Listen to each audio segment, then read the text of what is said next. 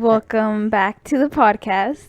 Yeah, welcome back. We are doing Conjuring: The Devil Made Me Do It. This is Yeah. Conjuring 3. Conjuring 3.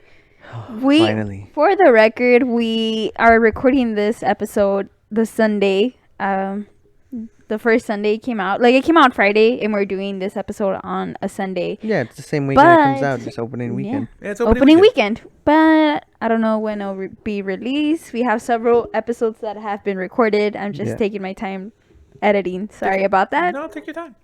You're not being paid for this, though. I know. True.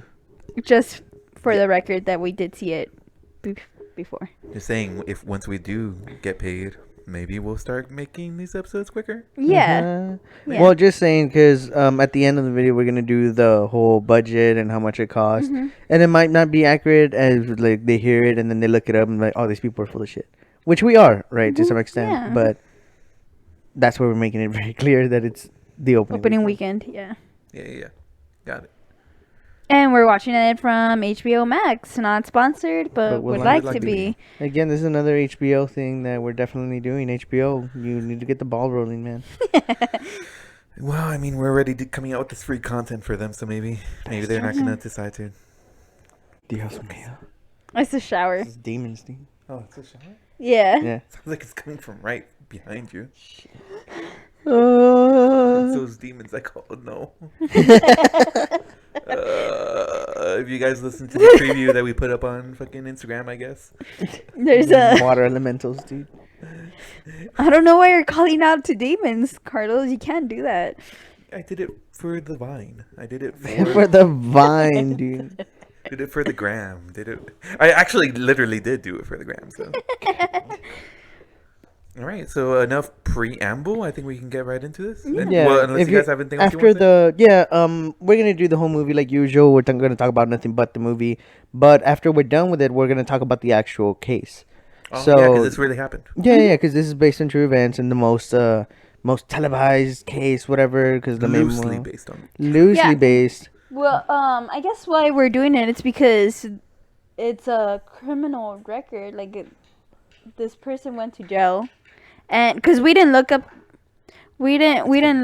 the other two movies, the other two cases, but this one I feel like it was needed, or my brother felt it was needed, and I agreed. Well, we didn't look up the other cases because they didn't have anything to do with actual fucking criminal fucking Yeah. shit. I think that's why we looked it up. Mm-hmm. Yeah, that's actually why. Because I mean, based They- on true events, there has to be. If it's real and they actually went to court, like the movie says they did, there has to be files. There has to be a case file on this shit. Yeah. No, yeah, I mean, we saw the court fucking proceedings in the fucking movie, so I would have been upset if that didn't actually happen. Yeah. So And- yeah, we looked it up, and we'll talk about it at the end. Yeah, and if there's anything I guess we want to bring up while we're watching the movie, you guys feel free to bring it up. I really don't know too much about the article. You guys read it. I had it read to me, and I was half paying attention. Perfect. Okay, Alright. so enough preamble. Let's go. We get the Warner Brothers logo here, a nice silver fucking shiny logo. Reminds me of Harry Potter. Yeah, I can't see the Warner Bros. Without thinking of Harry Potter. It breaks up into the New Line Cinema logo. A water media company. Yeah. Atomic Monster Productions. Honestly, Atomic Monster picked a badass fucking logo, dude. Yeah, they really did. I like this logo too for the Saffron. Saffron Company. TSC. Very stylized logos nowadays. Good job. 10 out of 10, guys. We get a nice shot here of the house where apparently all the action's going on right now. We get from the outside. The kinda- entrance is like in a corner. Yeah. It's not in the front of the house, if that makes sense, like a normal house. And you get to see a bunch of scratches all over the 2-story house. Yeah, 'cause and they're like 3 scratches, and they're deep.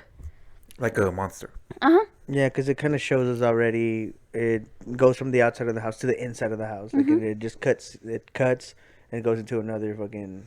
The house is trashed right now. Yeah. So Yeah. Glass Fucked up. everywhere. we are coming in medias res, meaning in the middle of the action. So we're coming in, we can hear exorcism being taken place. Yeah.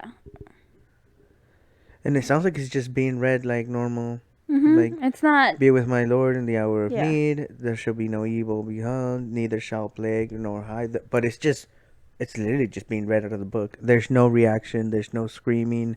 Like all the usual fucking movies, you know what I mean? And then we get some text here. Carlos, you want to take over that? On July 18th, 1981, Ed and Lorraine Warren were called to document the exorcism of David Glatze. Glatzel. Glatzel. And still, at this point, we see everyone. He was 8 years old. We see everyone sitting around the living room area. Mom holding the kid. Comforting him. Comforting him. The kid looks like he's sweating. He looks drenched in sweat. And we get everyone just sitting in a circle, just kind of performing an exorcism. And just Ed is just kind of, you know what? Like, Let's take a break. yeah. It is not actually the exorcism yet. It's they're kind of just They're reading just praying in from circles. the yeah. Bible. Yeah, they're just Completely right. you have the Mr. Glatzel, and then you have Lorraine, Ed, and then you have the long couch, and you have the kid with the mom, and you have his sister Debbie and her boyfriend Arnie. Yeah. He's like, okay, let's take a break. And then Lorraine comes up to him and is like, are you okay? He's like, yeah, I'm fine. I've just never seen one so quiet before. Can't remember one quite like this. Quiet like this, if we're doing quote unquote. Yeah, right. Because you said quiet. Quiet, no? You said quiet? You said quiet. Quite like Oh, okay. unique. Quite is that what I? Never mind. Moving on, ladies and gentlemen. We're not a dictionary over here. Yeah. You They can see- decide that he needs to take to take a nap, and they're gonna take David upstairs, and Arnie decides to take him. He carries him and takes him upstairs, and you have a little conversation between Mr. Glatzel and Ed. Talking about the father being on their way. Looks like they're just barely gonna start the exorcism. Just saying, I thought that the totem that they were going to have was initially that little glove thing that's next to his bed. You know how they kind of pick something that's completely kind of random, but it was there all along? I thought it was going to be that item because they have him laying down, and next to his bed is like this really light up. It's a nightstand. Yeah. But it looks very. I think that it's unique. Well, it is a unique lamp. It's a lamp in the shape of a hot air balloon. So I can definitely see, like, it looks out of place, right? Yeah, Like, dude. it doesn't belong. But I guess they were just going for a boys' room. Yeah, a little boy's room. Yeah. And you have this conversation between Arnie and David, how Arnie is telling David how he's very brave. And David is like, I don't feel brave. And Arnie tells him, it's not that you give up. It's not that you're scared. It's that you don't give up. Yeah, they just hang in there. Yeah. It's like a very close relationship vibe that you get from these two. A little too close, if you ask Carlos. Well, okay. If we're gonna talk about that, We have it's to the talk about way that. that the kid was clinging on to Aaron as Arnie. Arnie. The way that he was clinging on to Arnie going up the stairs. It just, I remember thinking like, oh, that's such a weird thing for actors to do. But like, okay, I guess they're brothers in the movie, but they're not even brothers in the movie. So I thought it was perfectly fine. I don't know. Like I some don't know, people do you wrap your legs around people when you're little, yeah. I mean, when you're little, yeah, I understand that. I guess I haven't been little in very long, and even when I was little, I remember not liking to touch people or being touched. So I like being carried. I would take advantage. We would get home and I would pretend I was asleep, so my dad would have Yeah, to dude, carry she me to the pretend to be room. asleep. It was full of shit. Man. I'm a witness to this. I'm a witness to this case that she's talking about. We're getting some Exorcist vibes here. We get a taxi cab come up, and we see Arnie looking outside the window from the second story, and we see a priest, and we get that angle. They had to do it. They had to do Yeah. it. We I get think it's the always angle. an homage to. Yeah, Right? the It has exorcism. to It be. has to. Yeah. So the way that the priest is looking at the house that he's gonna walk into, And the mist all around. and the light, Him holding, This little carrying the briefcase. little and briefcase. the hat that he's wearing. Like, I think that it has to happen. Everyone respects the Exorcist. I get it. Okay, so the priest seems a little hesitant walking in, but he walks in, And then we cut back to David's room, and he hears a loud banging on his door. And it's He wakes up. ridiculously loud. He sits up and he freaks out. He hears it again. He runs over to his bathroom. He locks the door. Against the bathroom door, he hears the knocking again. Scared, this kid just runs into the bathtub. It pulls the curtains around him in this bathtub. Who the fuck feels safe in a bathtub? I don't know. I don't know. I'd be terrified to even go in the bathtub at this point. Bad experiences in bathtubs? Or? Shit, there's fucking elementals in the fucking bathtub, bro. Water elementals. So we get some time of David Him just looking sitting around. safely in the bathtub, just looking around, looking against the curtains. You can't see anything. But you Yeah. can kind of hear something moving around, and then David looks up, and you can see this black hand against the railing. Yeah. And of it's the shower fucking curtain. great, dude. It's fucking great. I love that. Because the hand looks exactly like the little rods that are holding Yeah, the the rings. curtain. The rings. The rings that are holding the actual curtains down. Mm-hmm. So you don't see it unless because I mean we already saw this obviously, but you Well, don't you could see it miss the it for a first second. time. You Yeah, could you miss it for a could second, miss it the and first then it time. starts moving. Yeah, dude, it starts kind of like letting go of the rail, and I'm like, holy fuck that shit. But the kid doesn't even react. Yeah, right I now. could kind of like, but it's not I like a guess he's big paralyzed. reaction. I guess he's paralyzed. Yeah. Paralyzed in fear, dude. You're right. But for the record, I think this little kid is a fucking great actor. I saw him in The Haunting of Hill House, and I really liked his acting. Yeah. I will admit, I guess now since you bring up the actor, I have thought about writing a horror series myself. Mm-hmm.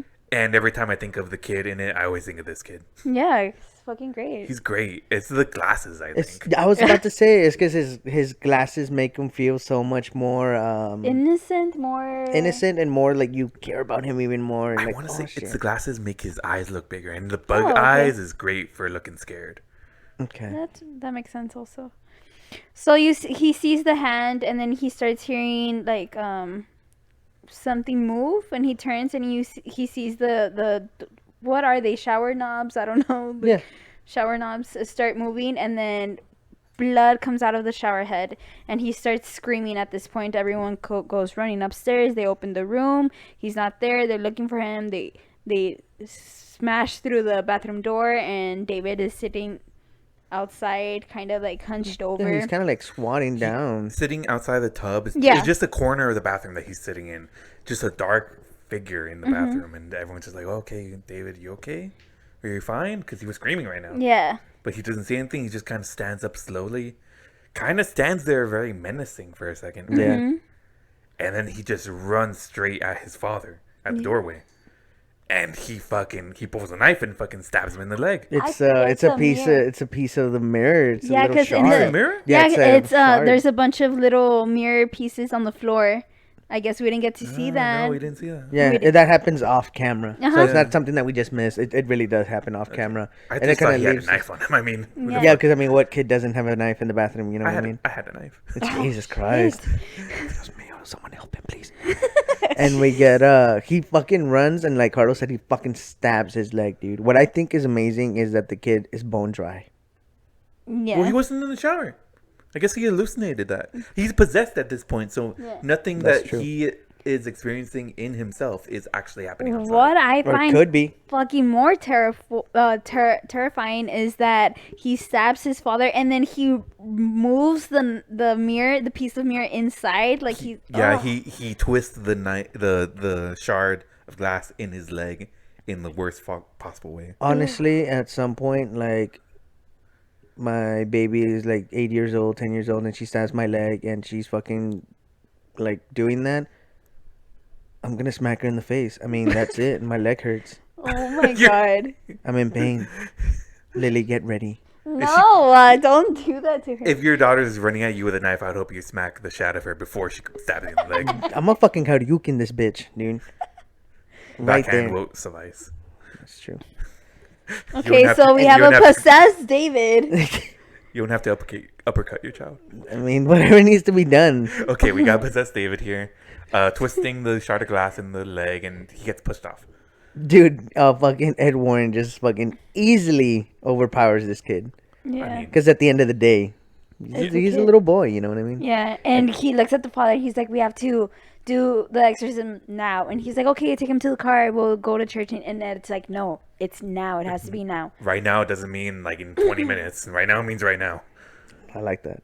Then obviously we see Ed carrying him downstairs, and I kid think is this is a great. resistant. Yeah, he's resistant. Obviously, I think this is a great shot that they do. It's obviously Ed carrying him down the stairs, and as he's going, the kid is not touching anything, but you could tell that there's a force pulling back, and you could see Ed struggling with it, like just trying to force him down. The kid is actually like stretching out his arms like he's trying Yeah. to grab something. He's not near enough to grab anything, but you can see the scratch marks from the demon Yeah. against everything that he would be trying to grab, I guess. Yeah, Yeah, it looks great. appearing all over the wall. It's like 3 scratches, and then a bit later on, another three scratches. It's just a very once we saw it, I told Carlos I thought it was pretty unique, and I really appreciated this scene. It's a good scene. Yeah, It's I think it's a whole. I want to say it's a whole mocking to the Holy Trinity, of course, right? Because I mean, The three three- scratches. 3 scratches. I just thought it's just animal. Like animals don't have 5 fingers the way we do. Yeah, but they don't have 3 only. They have. I guess it depends on the animal. Do all depends on- demons have depends on 3? the- Because every time they do like a demon, it's like, oh, 3 scratches. I got 3 scratches in my back, and like, or my. Mock of the Holy Trinity. I guess it could be mocking the Holy Trinity, but I always just thought of it as like, okay, they probably have Claws.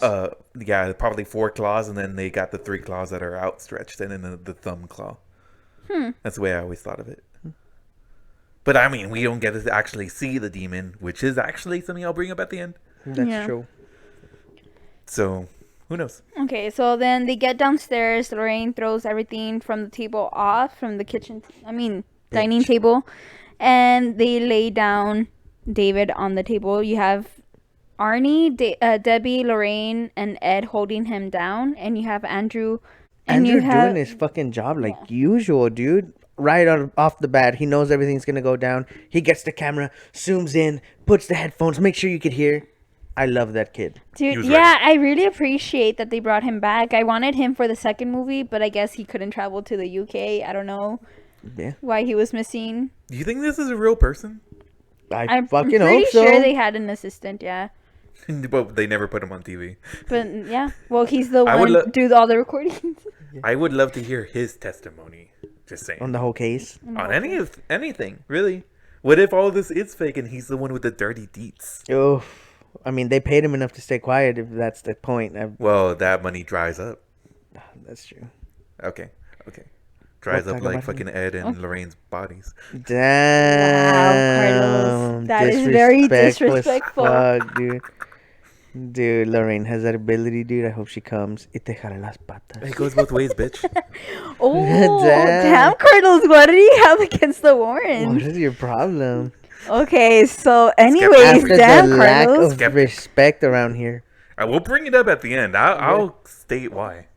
Okay, so then you have the father doing the exorcism, and he's throwing water at David, and you can see in his skin it's bubbling up. He's getting cuts. All his veins are popping out. He's screaming. He's kind of like all bended. Yeah, he's contorting. Yeah, there you go. That's the word. Yeah, he It's looks really fucked nasty up. how his back is bending Yeah. right there. Yeah, he looks fucked up. And throughout this whole time that he's kind of moving around, you hear like his bones cracking, which makes it very unsettling. The air kind of settles for a second, and everyone looks around like, okay, what? And then out of nowhere, the china from a pantry nearby flies out and hits the priest right over the head. And this is when we were watching the movie. I was like, that's why you got to wear a helmet to an exorcism. Completely It's not the true. first time a fucking priest has been knocked out. Just saying. That is true. Then we get everyone on the floor hiding away from everything that's flying around them. And of course, Ed, super worried, he rushes over to the priest, and he asks the priest, he's like, if he's okay. Obviously, he's fucked up. He's like, "Where's your first aid kit?" Really? That's what you're worried about? In the I middle know of an exorcist? I thought the same thing. I was like, really, a first aid kit right now? But it's like the perfect excuse for Andrew to leave the scene and go get it. Ed picks up the book and he starts doing the exorcism. The David is laughing at them, and then it gets to the point where Everyone's holding him down, but David's body now starts twisting in a horrible way. He twists all the way backwards to where his head is basically at his ass. Yeah. Dude, honestly, it kind of reminded me of a snake when I was watching this scene. Yeah. The way he's just fucking bending all over around his own body is fucking Yeah. disgusting. Yeah, And you have this Arnie scene, screaming, "Leave him alone!" Yeah, and Ed is saying, "No, don't talk to it. Don't talk to it, Arnie." yeah, because at this point he wasn't even talking. He wasn't even looking at the kid. He was looking around the room, screaming. He's like, he's just a little boy. He's just a little boy. Like come at me, right? Like he's calling people the fuck out. Now the sister Debbie and Lorraine get pushed away, Yeah. and David gets he Stands up very. well he gets out of the grip of Arnie and Everyone else, yeah. Everyone. the last two people that were there, and then he stands up in the worst possible way. It's the way he bends his back again when he stands up, and then he attacks Ed. Yeah. Yeah, he fucking jumps on top of Ed, flies him out of the room, puts his hand on his chest, and I'll stop your heart, old man. And now Ed he's starting to You have gasp. Lorraine, Ed! And she's getting flashes. Yeah, she's getting like a vision, right? She's getting like a vision here. It looks like some sort of ritual that's happening. Yeah. Yeah. You don't really get to see clearly what it is. We You're get, not meant to see what it is. Yeah, we get Arnie. He gets up, right? He pulls David off. He's like, "Oh, just leave him alone, okay? Leave him alone, David. I know you're in there." He's like, "Just leave him alone and come to me. Like, take me." And looking straight in the eyes. This whole time we see Ed. He's holding his chest, like he's gripping it real hard, and he's just like, He's having trouble breathing. yeah, like he's Yeah. fucking dead, dude. And then he's looking at David and Arnie, and he sees the transfer. That's Yeah. what Yeah. happens. He sees the transfer with his own eyes. For us, He's like, "No." we get a close up of Yeah. David's eyes, and then we get Arnie's eyes, And they're and changing. the way that the kids' eyes are possessed and dark and kind of glossy, they become normal, and then the Arnie's- eyes become glossy and then faded and darkened. Like Yeah, that. and his the veins around his eyes are also popping out. Yeah, It's obvious that the demon has transferred. Yeah, these man's transferred over, and I fucking love that scene because you see Ed like just freaking out. He's still trying to catch his breath. He's like, "No, no," and he's the only one that's looking at this. He's the only one to witness. Yeah, and we see Debbie get up. It's like, David, David, David. She runs towards him. Lorraine is over there freaking the fuck out on the table because of her vision, right? Obviously, she's still having it. We just got a little flash of what it was. The whole family gets David, and they're all happy, and Arnie's there, kind of just sweating his fucking ass off. And again, we get Ed on the floor, and he's still like having, he's Trouble. still struggling to breathe. Yeah. And Lorraine's like, What is it?" And he's just groaning on the floor. He falls head to the side. He's already like, it looks like he's already out of it, dude. Yeah, Like, he has lost eyes consciousness. his eyes are not there anymore. Like he's just looking into the abyss. And we get Lorraine just scream out, "Oh, like call 911." Yeah, she feels his pulse. He's obviously still alive, but Yeah. Yeah. He's weak. having a heart attack. Yeah, nothing's flying around them anymore. Everything kind of stopped. The whole situation kind of died out. And we get a shot of Arnie sitting down, and he's leaning against, I guess, a cupboard that's there. And we get, we see some subtext here. Carlos, you want to take over? The exorcism of 8-year-old David Glatzel was meant to end the months of torment. For Arnie Johnson, it was just the beginning. The tragic events that followed made nationwide headlines and led Ed and Lorraine Warren to their most sinister discovery in their career. Based on a true story, The Conjuring, The Devil Made Me Do It. Dude, every fucking discovery that they do is like the worst There's- fucking thing of their lives. Yeah, they keep using that. I'm kind of like. I'm tired of it. I'm tired of it. James Wong, you need to do something about this. Change your subtext, please. God. At this point, I just want them to just say fuck it to real events and just make a fucking climactic fucking shit for this. Like, just make up some sort of haunting and then just run with it. I'm completely fine with the subtext, dude, but don't tell me it's the most terrifying thing of their career. It's this new movie that we have come out with. Really? But I'm saying, like, well, maybe I shouldn't say because James Wan might just listen to this and steal my idea. Oh, bastard. But my idea Copyright, fucking- copyright. Copyrighted, yeah. You make something happen where let's just say like Lorraine gets fucking taken to hell, and then No. Ed has to go to hell himself to get her back. What? Something like that. Some fucking Dante Inferno kind of I shit. was about to say, dude. Yeah. We're gonna get sued By who wrote Dante? by Dante's Inferno, dude. That's probably. I'm pretty sure that's public domain. Someone leave a comment down below. I'm too lazy to look it up right now. But I don't know if Dude, it's that's public just from domain. like the 17th century. I don't give a shit, dude. Someone has to own something. There's no way that's just floating around, dude. It's Dante's Inferno. No one owns Dante's Inferno. I'm betting money on it. Whatever. We're talking about Lorraine and Ed Warren. Someone owns those fucking names now. Okay, well, I just wanted to point out how throughout the exorcism scene that we just saw, the parents were upstairs because obviously the dad had been stabbed. In So the that's why leg. they weren't there. And then they somehow made it to the end when David's fine.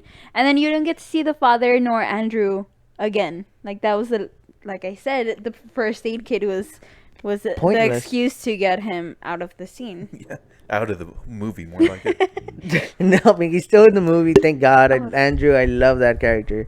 He's a Yeah. pretty cool kid. He gets his shit taken care of. I hope you're a real person. I mean, the actor is a real person. That's true. We're assuming he's a real person. I don't know. We haven't seen it.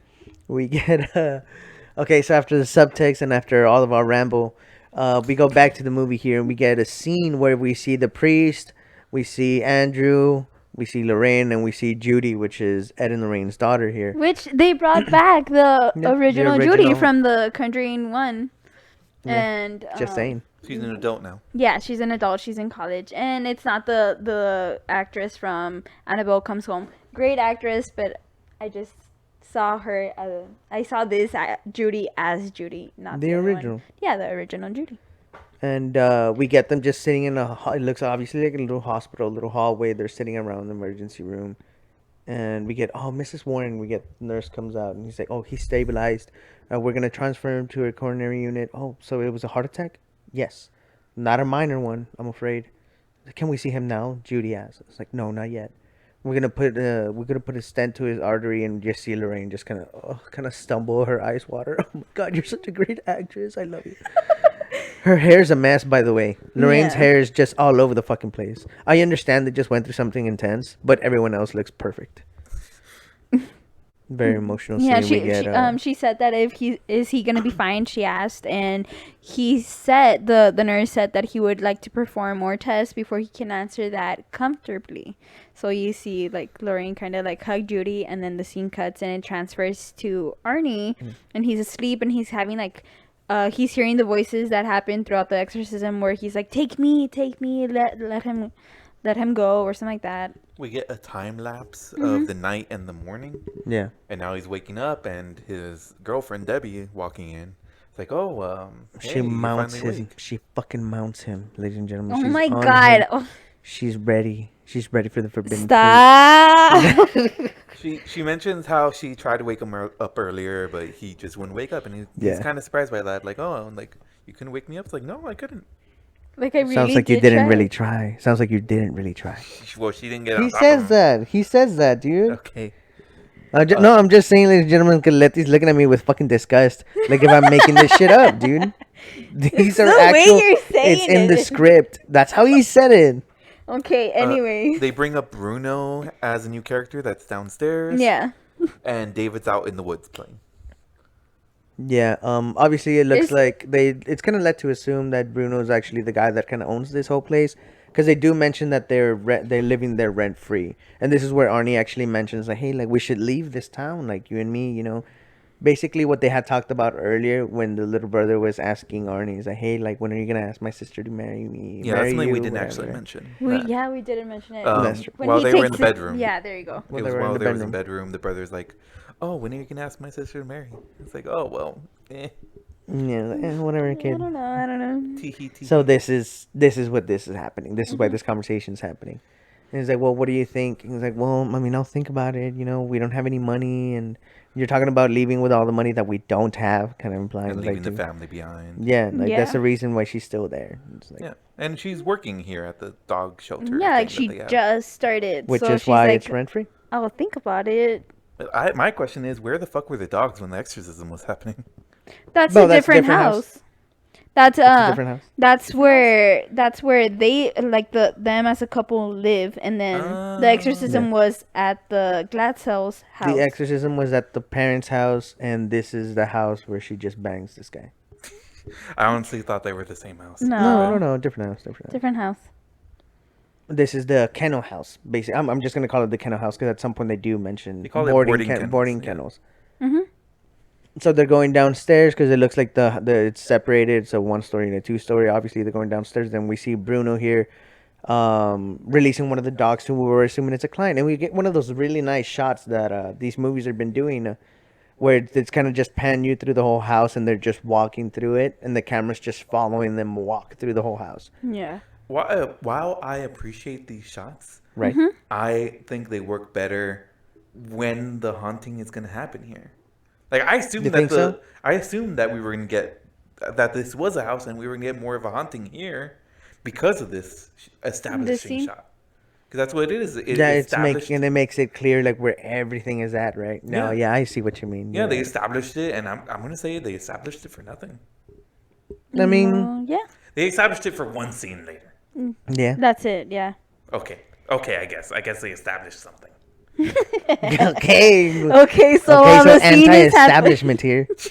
while the scene is happening, you have Debbie letting Bruno, that was his name? Yeah, Bruno was Bruno his name. know exactly what he has to do, like feed these dogs this amount. These dogs are gonna get picked up today, and blah blah blah. Like she's doing her job, basically. Yeah, it sounds like Debbie knows her shit. Yeah.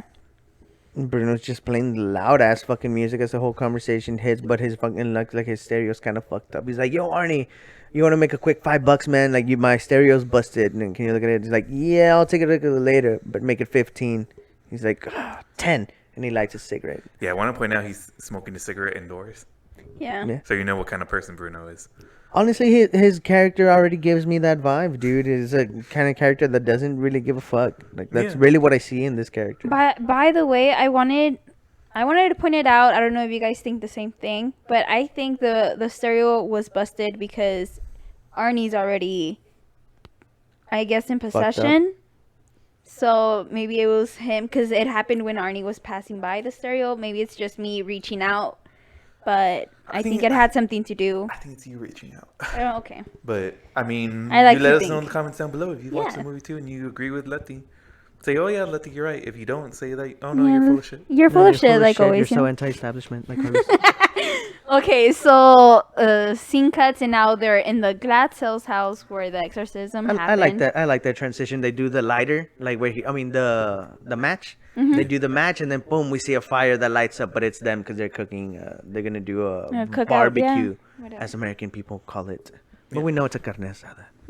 I think this was actually why I thought it was the same house. That this scene. Oh, that transition. The transition didn't work for me. I actually thought. Really? Okay. Okay. They see it. They don't establish this house. Is the problem. So that's the problem. It's the I think that's why. establishing, I the think that's I mean, anti-establishment. they kind of tried to establish it in the beginning when they're showing us all the When it's all scratches dark. and the glass. I mean, but they established it. Yes, but now it's all light, so it looks completely different. Okay, Carlos. That's me. That's my opinion, guys. Yeah. Okay, after this protest that Carlos is holding in the middle of the podcast, we get Is the podcast, dude? we get the girl come out of the room with her mom, and like he kind of told me that he wants to lick Brookfield. Oh my god, you know what that means, right? He's gonna propose. Oh, Did you not say exa- yes? Not exactly. Oh my god, stop. Arnie, can you bring the tray with the meat on it, please? And Arnie's just trying to have fun with the fucking kid, dude. Yeah, he's playing football with David I want outside. to mention again, the kid is on top of him. Like, Oh mounting my himself. God, Carlos! It's weird. It's important. It's a little weird. It's Yeah, a little weird. I'm not even saying it's weird for the kid. I'm saying it's weird for the director because the director is probably the one that's like, "Oh yeah, get on top of him." Yeah, like get on top of him and play around, like kind of wrestle. You know, that's They probably... were, they were playing with the football. Why are you wrestling like that? Yeah, he's gonna tackle his ass down. I guess It's- that's how you tackle.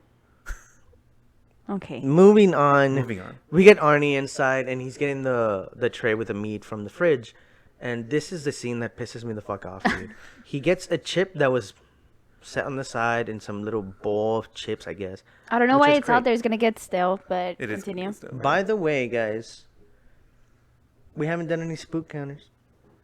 Because there's. Where we spooked with the I exorcism. guess the exorcism in the beginning, I would give it a spook. I would Yeah. give it 2 spooks. Okay, yeah, we are definitely behind with the spook counter. What about the hand? Let me take care of it. That's kind of spooky. Well, let me get my phone up. Okay. I want to say we're at least at 2 spooks. Do you want to just do a quick backwards? Yeah. Do this? Well. We're only 15 minutes into the movie, so.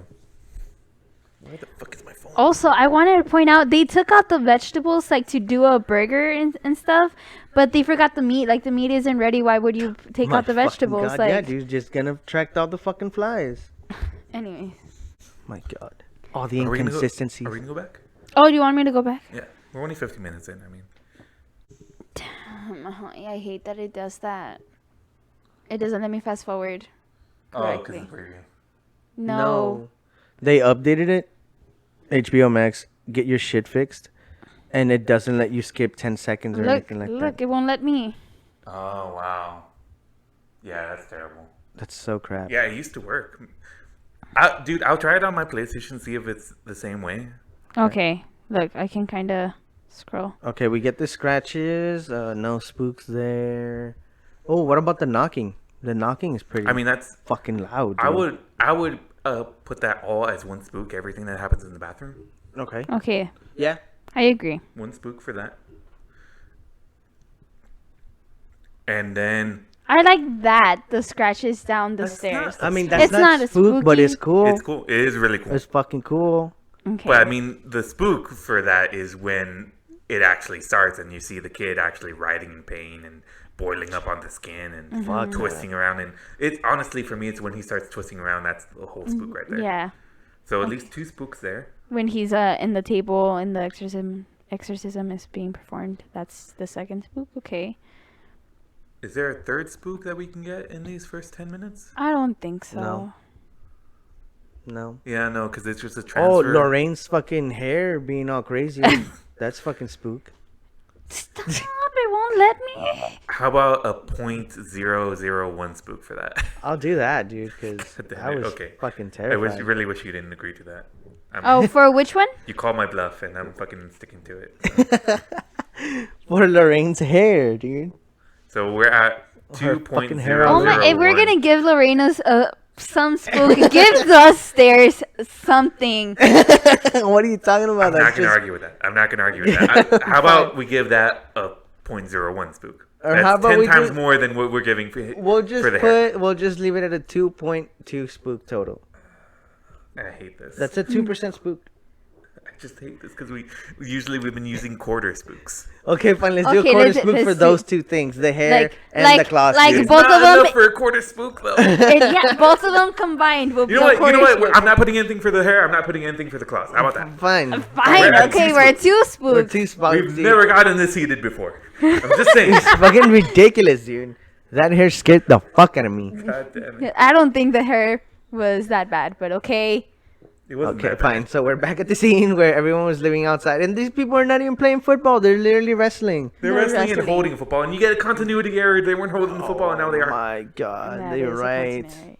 And that's the real spook right there. Okay, so going back to the scene with the tray of meat, and Arnie's back in the kitchen. He's getting it. Like I was saying, this is the scene that pisses me off the most He in this steals movie. the chip, and then He steals the chip.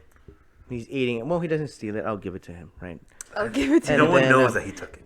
That's true. No one knows. So, and we see this is a little bit scary. We get a little bit of paranormal activity, which we assume he's looking towards the counter that's next to the dining area, and a cereal box kind of moves on its own. It kind of just scrolls to the side, and kinda There's scrolls to the side other and it boxes falls. next to it that don't move, but this one moves yeah, by itself through all the boxes. Yeah. and it falls, cereal all over the fucking ground. Fuck That's that. not what bothers me or pisses me No. off. What pisses me off is what Arnie, this son of a bitch, decides to do. He just kind of looks at it, lets it happen. It's like, okay, I'm gonna set the tray of meat down, and In he the puts corner? it in the fucking corner of the tiny table that was there. He's surrounded by counters, and he's surrounded by a little island of a counter, and this motherfucker puts it in the corner where it's gonna fall after you saw something else that fell. Are you kidding me? Right? It's just it's not even half on the fucking counter. It's It's barely not. on the It's counter. Yeah, like dude. flying, dude. It's flying. This motherfucker. So he gets close to the. Okay, moving on, because I mean that's pretty spooky, honestly. He gets close to the cereal box and he's looking at the cereal box and he just sees a fucking rat comes out. So he kind of gets like, holy shit, what the fuck? But it's a rat. So he follows the rat. There's a little hallway, and once he reaches that hallway, he actually sees the little mouse go into a hole that's in the wall. Well, it is a rat. It is a rat, right? Okay, Yeah. he sees the fucking rat go into the hole in the wall. It fucking goes up against the wall and goes in the hole somehow. Yeah, Yeah, and that's the hole fucking is scary, all dude. black and gross. It looks like like a burnt out hole. Yeah, it looks fucking disgusting. I don't even know how they would have this here. But At this point, you're asking for it because we get Arnie just kind of peek into the hole, and he gets extremely fucking close to it with his eye in the hole. Like, are you kidding me? it looks disgusting. You're gonna get an eye infection, but okay. like it looks like he's trying to smell what's in the hole. Yeah. But he looks through it. He doesn't see anything, I guess. But he just kind of goes up, backs away from it. Then he turns around. I don't know why a full 180 behind him. Yeah. He looks behind him, and there's a woman there who grabs his face and screams at him. Yeah. That's a spook right there. That's Yeah, definitely that a is a spook. spook. He grabs his head, he yells, and we get another camera angle. Like the camera switches, and it's looking at him from a little bit further out, and there's nothing, and he's fighting nothing. You just see him moving his arms back and forth, And like the oh shit, hole oh shit. isn't there anymore. Yeah, the hole's not there didn't even anymore, dude. notice that. What? Yeah, it's Yeah, not dude, the there. hole vanished. So it's all in his fucking head already, dude. We're already getting those fucking mind game spooks. So I would like to assume that the cereal was also a mind game and that it's not spilled all over the kitchen and that he didn't pick it up. I fucking hopes that the meat on the corner was also in his mind, please. Fuck. That Yeah, he he didn't said- even take it out of the fridge. Believe me, it's still in my mind. He hasn't taken it out of the fridge yet. He's still in the kitchen just munching on the chips. He's just going through the fucking bag of chips now. Oh, God. Okay, so we cut away from that, and we're back at the hospital now, with Lorraine sitting by Ed's bed. She's Ed, passed the fuck out in the bed, yeah. Ed is completely unconscious. Lorraine half asleep. She wakes up as the father walks in. The father again with he has a head wound now from where he got hit in the head with a plate. Like we said, we get the scene cuts, and we get the priest, and we get, like Carlos said, Lorraine Warren all passed the fuck out. Doctor knocks on the door. Kind of looks in. He's like, it was nice seeing Judy again. Right. Will she be staying long? I don't know. It depends if. And she kind of nods towards Ed. The nurse says that you have been sleeping in that chair. Kind of sits down, just looking back. Like, Ed would understand if you went home for a while and rested. Did I ever tell you the story of how we met? No, I don't think so. Just that you were young in high school, wasn't it? Yeah, she smiles and then she goes, "Yeah, we were 17. I went out with my girlfriends and he was an usher at the movie theater that we went to. Going to see Three Musketeers, by the way. Very relevant. Afterwards, we went out for ice cream. He took me out to the park, but then it started raining. And we stood under the gazebo until it stopped. They already look like lovers here. On the first date. That was 30 years ago. Which puts them at 47 years old. I could go back to the house father, but my home is here with him. I love that, dude. Like, that goes to show how much these characters fucking care for each other. No, and Lorraine the actress for Lorraine did a good job acting it out right there. Yeah. Yeah, definitely. Because as she finished that, she had tears in her eyes. Mm-hmm. I'm like, Jesus, fuck, dude. We get scene cuts, and we get we see Arnie through from what it looks like a door that just slightly opened. Yeah, window. the door kind of just, it looks like the wind opens it. Yeah. And then the camera just pans into the window frame. So you can see Arnie outside, and he's strapped up against a tree. It looks like he's about to chop it down with his chainsaw strapped to him. Well, on his belt, right? Yeah. By the way, this is a random house. We don't know what house this is, so. Yeah. By the way, this chainsaw strapped to his belt. So if he lets go of it, it's going to backlash onto him. Just got to point that out to people watching. And you can see he's having trouble. It looks like he's having trouble starting the chainsaw. He keeps going at it, it starts to smoke. And nothing's happening. You could see behind him at the window that we were looking through. Mhm. There's Is a that woman, dude? That same woman at the Same house, woman. dude. Just looking at him through the window curtains, and he kind of feels her presence, Yeah. and then he looks behind him, and then the chainsaw starts, Mhm. and he drops it. It goes all the way to the ground. Where's your 1.0? Well, it's crazy because, yeah, dude. It was Because strapped to him. it was strapped to him completely. And you see a big fucking thick hook, dude, that was holding that chainsaw to him. And it just, out of nowhere, it disappeared. There's nothing there. And just the chainsaw fucking goes straight to the ground. And everyone's like, yo, what the fuck? Like, you could Arnie, fucking like- kill someone with that Yeah. shit, dude. Cause there was 2 workers on the ground, not close to him, but they were still on the ground. Like if they would have been close, they would have been dead. Honestly, but he should have just hurt himself by letting go of it like that. 'Cause Yeah.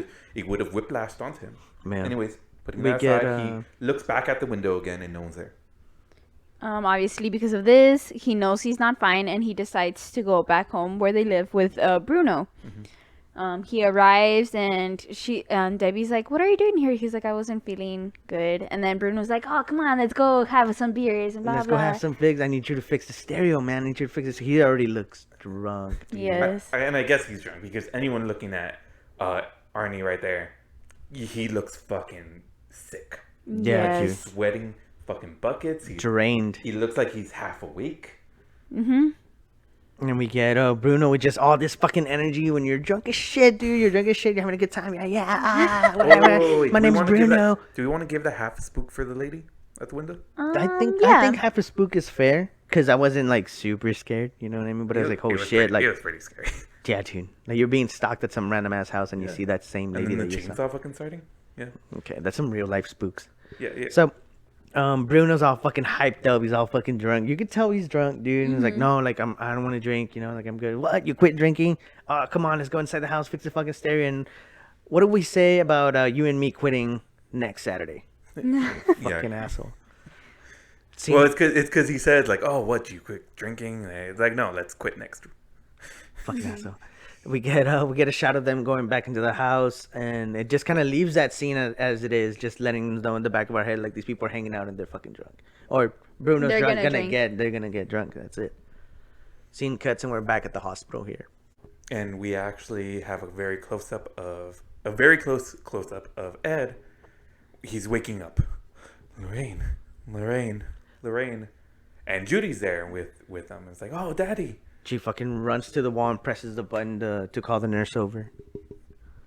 But the first thing coming out of Ed's mouth is like, no, we need to call the Glatzels. It has the kid, and then you have Lorraine like, no. The kid's fine. We did it. It's like, no, Arnie. It's got Arnie.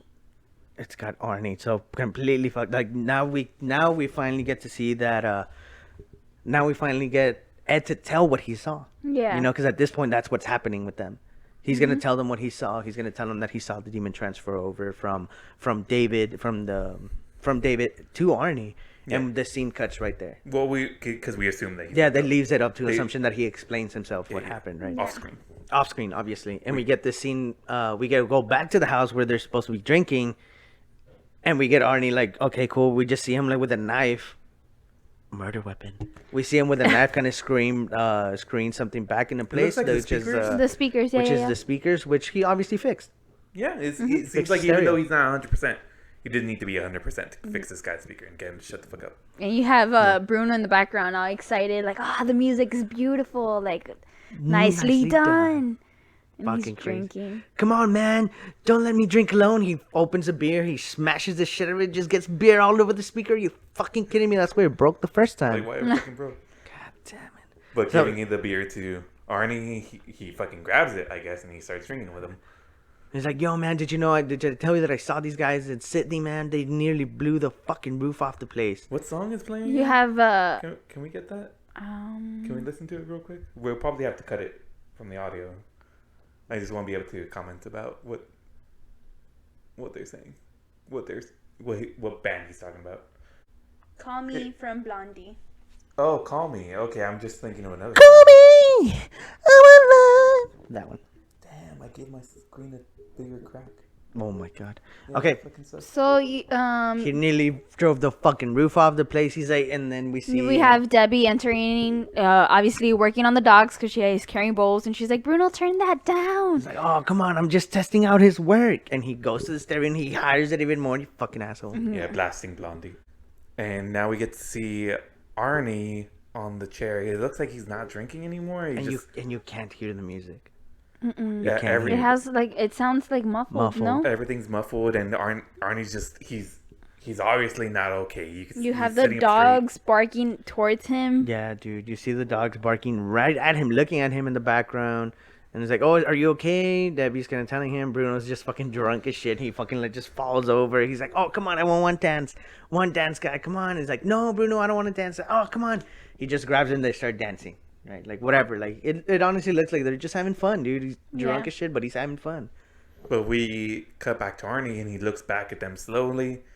And I guess we see kind of a hallucination from him. It's a little bit of a different point of view. We get to see it through his eyes, and it looks like they're like dancing together, like they're real close. They're But holding each other. Yeah, they're holding each other, but then you get a different angle, and they're completely like separate, and they're just like moving back and forth by themselves. Yeah, Like, they're just having fun on their own. Yeah. And that's it. Arnie's not even looking at them. And we get this whole scene is gonna go back and forth from the hospital to the kennels, because at this point we get Lorraine Warren on the telephone calling the cops. He's like, I know this is gonna sound really weird. I know how this is gonna sound, but you need to send someone to the boarding kennel right now. There's about to be an incident. Yeah, something's And gonna it happen. cuts back. Yeah, and it cuts back to the house, and it's Arnie on top of the Sink. sink. He's washing his face again in slow motion. Everything's muffled. You can't really hear anything. Yeah, and he's it just keeps. kinda- They keep doing that effect that it's muffled and then not muffled. Like when Debbie first went and she's like, "Are you fine?" The muffled kind of cleared off, and then when they're dancing, it's the noise is all blasting, and then you get that scene from his point of view when Yeah. they're dancing together. The sound is muffled. It keeps going back and forth. And then you hear Debbie like screaming, like you hear like it sounds like she's in pain, and you get Arnie just go to the room where she's at, and you hear Debbie's like, "No, stop, Arnie, please stop, Bruno, stop it." And it looks like Bruno's like stabbing her, but there's nothing in his hands. He Right. kind of goes back up And because he you- was hunched over, and he grabs onto her shoulders, and then he becomes a monster for a second. Yeah, dude, it looks like his legs were stretching. It looks like he was growing because you see Yeah. his pants kind of go up his leg, like if his body grew out of his pants. The same thing with the arms and everything. He was outgrowing his clothes in that second, and you hear his bones popping Yeah. through that whole scene, which I thought was fucking great. Like I thought that was very interesting way of they did that. It actually reminded me of the movie Legion. Do you guys remember that movie Legion? In that movie that I was talking about, Legion, basically we get an ice cream man turned into this very long fucking monster, dude. His arms get extremely long, his legs get extremely long. He just starts fucking running on all fours towards them. That's what this had reminded me of. Some sort of crooked man situation. Yeah, exactly like that. The kids nowadays would call him Slender Man. That is very true. He grabs Debbie, and they run out of the room, and you can see Bruno. He's just fine. He's just drunk. Yeah. Arnie sees that, he runs towards Debbie and pulls her, and the scene cuts, and we see what actually is happening. Debbie was alone, and Bruno was on the other side of the room. He was wasn't like on the even. other side of the room. He just kind of. It looks like he got glazed as fucking. Arnie just kind of ran by him. Like, what the fuck? Like, whoa, what's going on? Yeah, like they weren't even together. The outstretched monster that Arnie saw Isn't there? isn't there. Those fucking spook mind games, dude. So he kind of pushes Debbie out of the room through the dog kennels. Debbie's like, Arnie, what's happening? Please stop. All He's the getting- dogs are barking at him throughout this whole scene. Yeah, and it's getting close up with that, like he's being startled by the dogs, and he trips over at the end of the hall here. Yeah, and we get Bruno's like, what the hell, man? Like he's walking towards where they're at, and he Yeah, looks calm. he's coming to check on him. Yeah, he Yeah. looks calm because he looks a little bit concerned. What the fuck is going on? Yeah, honestly, he's drunk, but he's still one of their friends, right? Yeah. At this moment, the lights turn out, and you just see red light coming out of the window at the end of the I think that's dog great. kennel hall. And the music slows down to call me any time. And no, it slows down, dude. Go back. Listen to it, dude. It dies, bro. It slows down. I remember that. Okay, so the Okay. music slows down and the red light is still happening, and then the light turns off, the music turns off, it's complete black. Yeah, and the dog started barking as well. And then out of the darkness comes this creature. This it looks like a woman, but it's I guess supposed to be monster version of Bruno. Bruno, Yeah. yeah. Because he's got the long hair, kind of looks woman. Dude, and he fucking hauls ass, dude, in all fours. on all fours. Just, Fucking like the only, resembling like a dog, I guess. Yeah, Because the yeah, way yeah. he does it, I mean, the only thing It you makes see sense. is the light of his eyes. The Terrifying. yellow eyes, and you have Arnie freak out, get his pocket knife, open it, and obviously yeah, you see a motion of like a stab. yeah, but we don't get to see it, and you Off just it's off camera. The camera is shooting from the outside. You just see the house, and you hear Debbie say, "No, stop." Obviously, we don't get to see because the only thing we saw was the illusion that he was seeing, the illusion, whatever. Yeah, the hallucination. But obviously, Bruno was just going to check on them. He wasn't That's charging at so them. sad, dude. But I mean, yeah, Arnie, what he was seeing, he was terrified of what was coming at him, and he had a knife on him. Yeah. That's so fucking sad. And we get throughout this whole scene that was happening, we actually get an outside view of the whole house. We get an outside view of the whole house, and the camera's just slowly panning down towards the truck. Just the angle's getting slower as everyone's screaming. Scene cuts right there, and the next scene that we get is actually Arnie walking down the road, and this is the one that y'all see in the commercials. Like that's where we're trailers, at yeah. right now in the trailers. Slightly different. Slightly Slightly different, different. slightly altered. I actually like when the trailers do that. Yeah. In the trailer, you see him walking, and his eyes look normal, but He right just here looks in scared. the- He looks. Yeah, he just looks terrified, right? And at this point, we actually see him, and you see I guess his eyes under the possession. Yeah, You know all what I mean? Like glossy. Carlos They're mentioned- white. They're yeah, white like- and glossy, and you can his see veins his are veins. the veins are popping out. There's certain look that these movies have for a possession, and that's exactly what he had. Yeah. The cop sees him, turns around, pulls him over. Well, I mean, he pulls over and is like, "Hey, you, whatever. Like, what are you doing?" He's like, "Well, you need to stop right there," because he turns around as the eyes unglazed, and he comes to. And he's like, "I think I hurt someone." Covered in blood. Covered Yeah. in fucking blood, dude. Hands up to his forearms in blood, and his front of the shirt just completely covered in blood. And then it cuts to A news report? a news report, and they're recording the outside of the house. The house is filled with ambulance And broad daylight. and police. We get the news report that Bruno was murdered, broad daylight. It's first murder in this town's 193-year history. First documented murder, I need to point out. Yeah, because Carlos is still mad. He's talking about lynching and people taking over the land. Obviously, people got killed, but like we said, first maybe documented murder in this place. Yeah, because they didn't consider the other murders fucking legit. Yeah, Anyways, it doesn't count if moving it's not past that documented. prejudice. We get scene cuts, and we get I guess a penitentiary. We get like a giant prison here, and we see Arnie handcuffs. Obviously, we get religious objects in front of him. We hit a crucifix, and we get holy water next to him, and he's reading straight from the Bible. Ed, Lorraine Warren are there. The priest and his girlfriend is there, and Lorraine kind of just stands over him, touches his arm. He just kind of looks at Ed and just nods no, and Ed's like, "Okay, you could stop right there." I just want to point out the character of the priest here. He's just kind of in the corner. He's kind of biting his nails as Aaron is reading from the Nervous. Bible, and he's done. And they Arnie. Sorry, I'm gonna keep doing that. As Arnie is reading the Bible, the priest is just biting his nails in the corner, and then when he's done, he just looks at the horn and is like, "Well." Like, what does that mean? What If do I he's do? not possessed, like, you know more than me. Yeah, apparently. Yeah. But I guess this guy's just the chapel priest for the prison, so Yeah, I guess so, right? Like, the lowest end of the totem pole. Oh, Yeah. dude, Apparently. that totally makes sense. I was trying to understand why why there's a priest there? why him and not the father from the beginning that performed the exorcism on David. But that makes sense. Yeah. When we get well, the fact that he read from the Bible kind of seals it. Like, what does that mean? They basically talk about there's no way he's possessed because all these religious options that they have and him being able to read from the Bible is completely impossible. It would have invoked an inhuman spirit by now. Yeah, But it didn't, and they're saying, I was like, well, what does that mean? So I'm just crazy, like I'm not possessed. Arnie's And- just like, I'm crazy. Yeah, and Ed comes in and is like, no, Like, it just means that You're not possessed right now. Yeah, you're not possessed right now. Mm-hmm. But that doesn't mean that you weren't possessed when it happened. Yeah, and you have Arnie crying, and he's like, "I invited him in. He's dead because of me. Like thanks to me."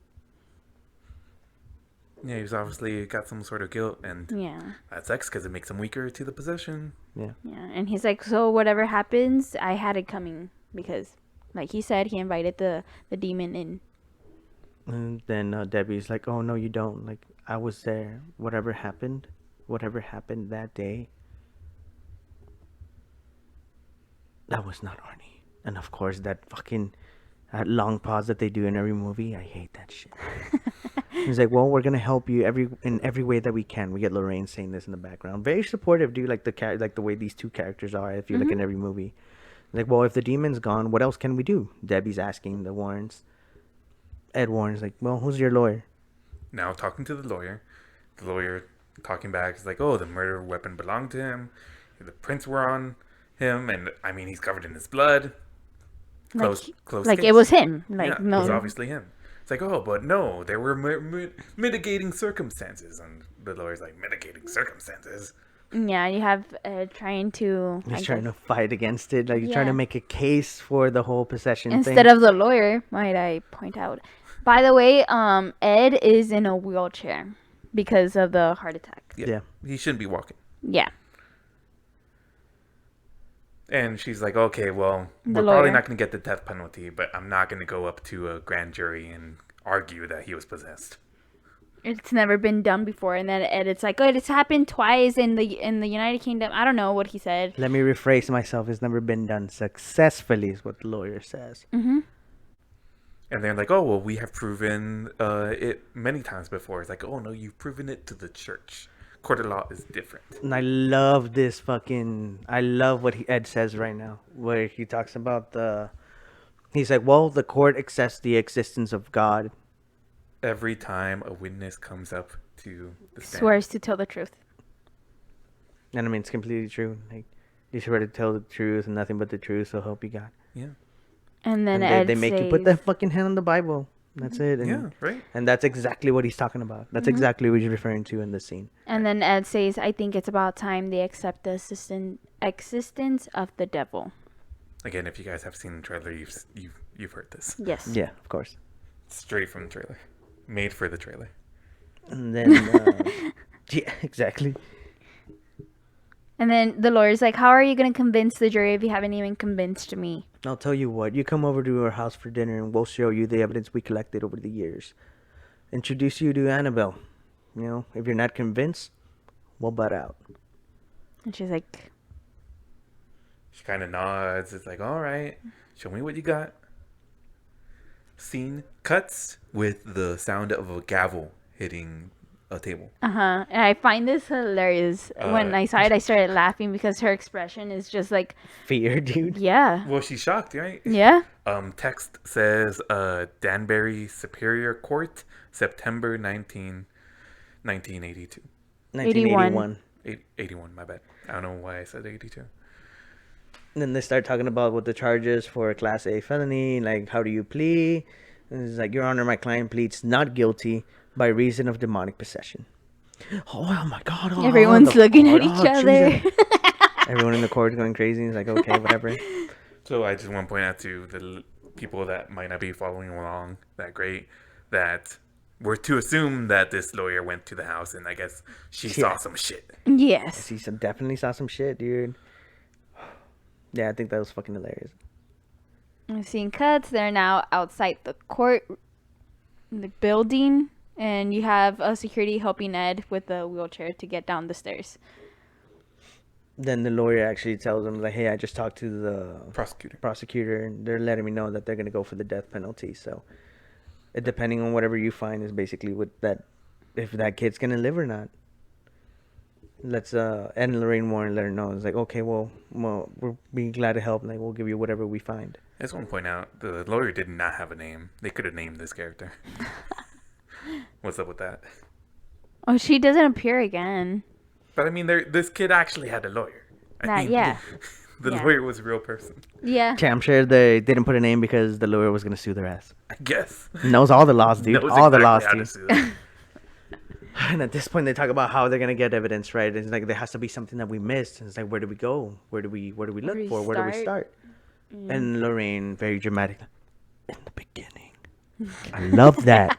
Love that shit. They do that in every movie, and I love it. Yeah, the scene cuts, and now they're in their house, and they're listening to the tape of the exorcism. What's the first Or- interview now? Yeah, the first Yeah. interview for David Glatzel. And you hear Ed's voice in the recording talking about who everyone that's there, and it's like, all right, let's start. Who was there when David first started exhibiting any sign of possession? It's like, well, we were all there. It was the day that we moved in, Judy says over the recording. And this is where we get a flashback. 5 months earlier. We get everyone moving into this big house, the house that we saw in the very beginning where it was all destroyed. And we see Arnie helping them move in. We see little David here having a little box, and he's kind of just roaming in.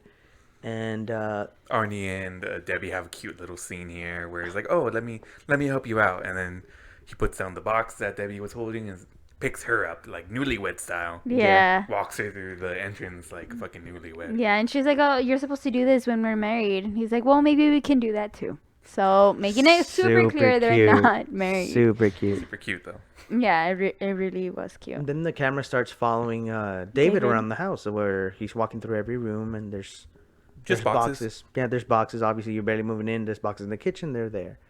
And he comes up to a room that actually has a bed. Yeah, And it's strange that they would have a bed in this house.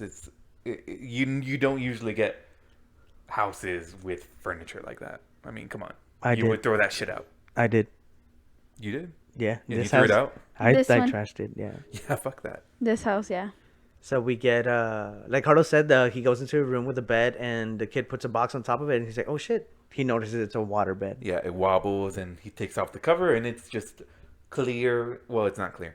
It's just a blue plastic over this water in the waterbed. And like an asshole, this kid fucking stands up Dude, yeah. on top of the waterbed like he's trying to poke Dude, him it would have over. been fine if he stood up on it, but he's standing up on it with his fucking shoes, man.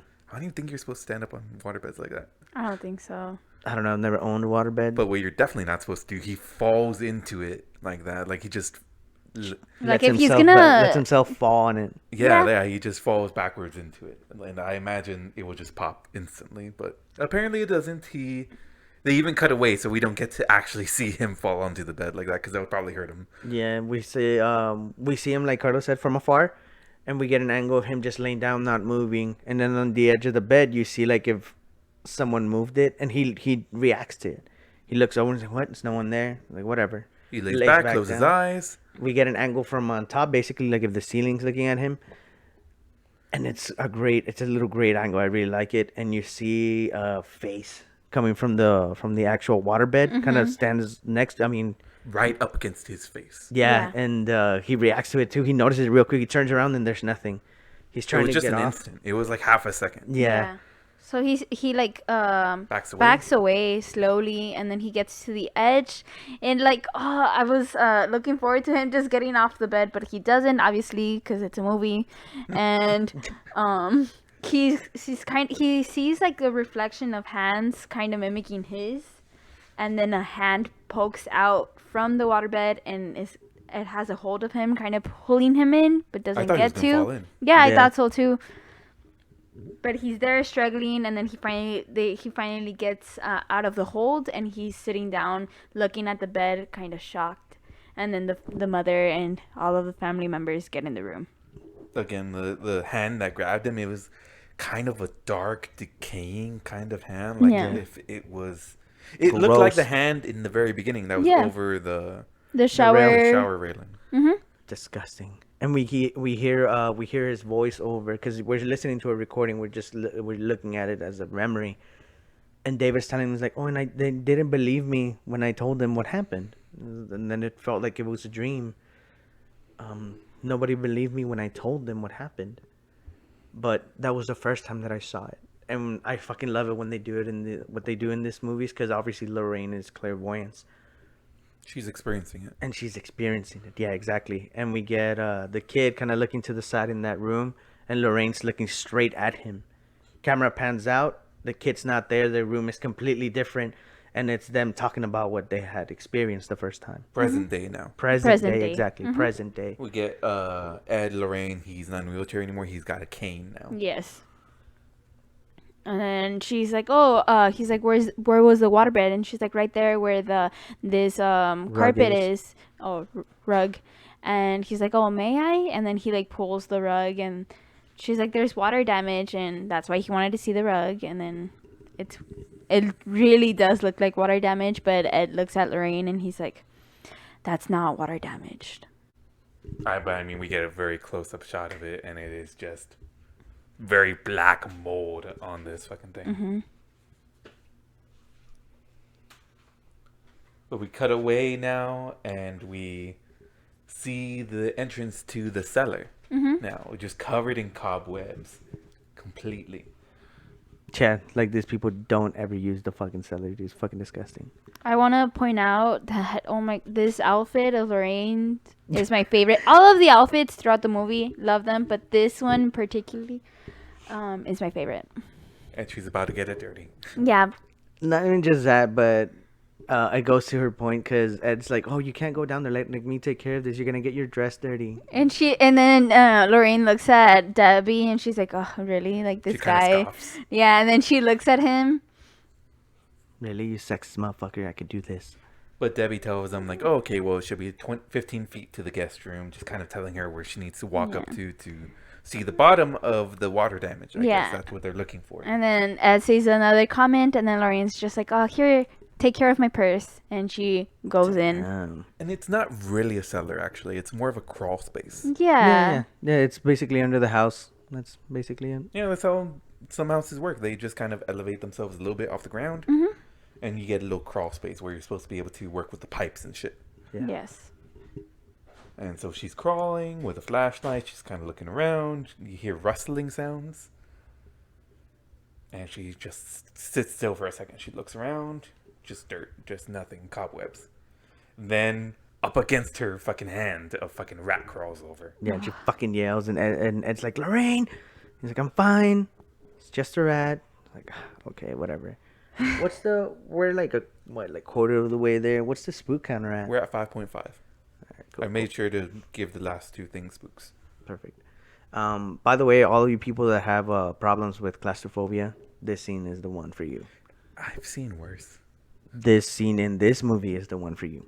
Okay, yeah, in this movie, this is the most claustrophobic you're gonna get. Yeah, and we get Lorraine. She actually reaches to an area, obviously where the water damage is supposed to be, and it has like a Plastic cover, and you could see beyond it, and it's just fucking rats everywhere. Tons of CG rats. Tons of CG rats, so fucking disgusting.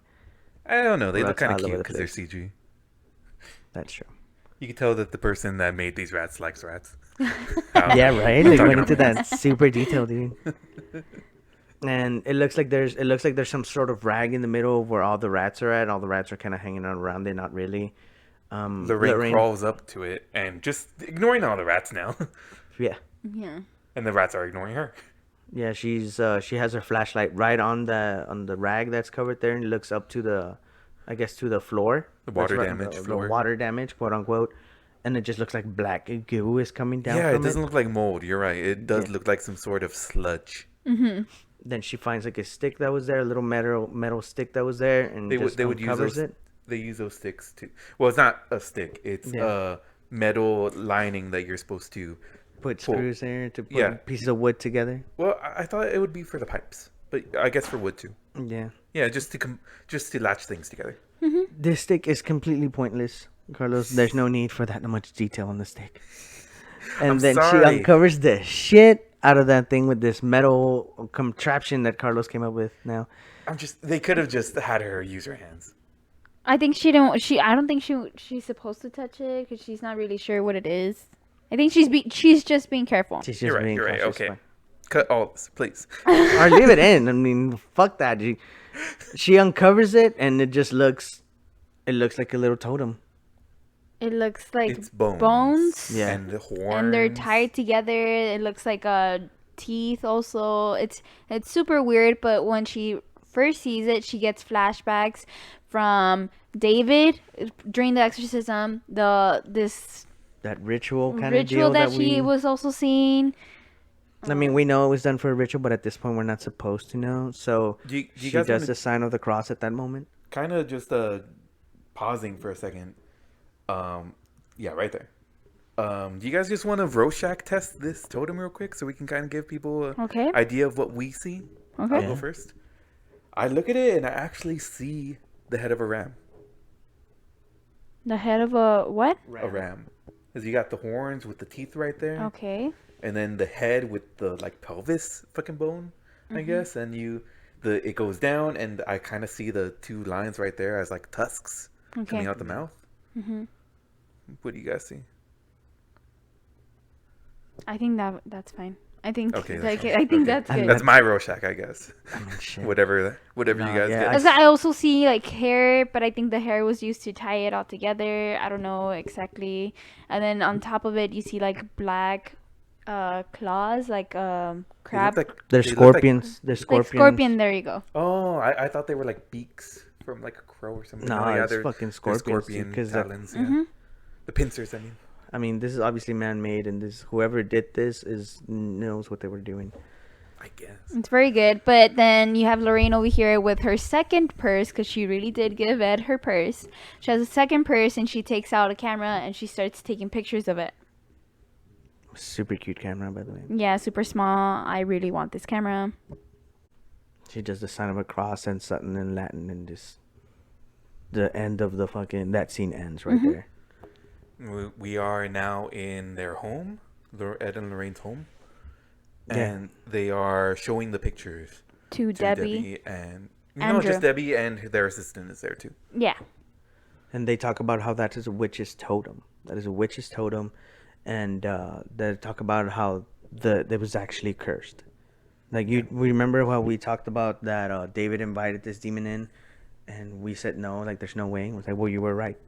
This demon was actually summoned there by someone else that wasn't him. It was invited by someone else.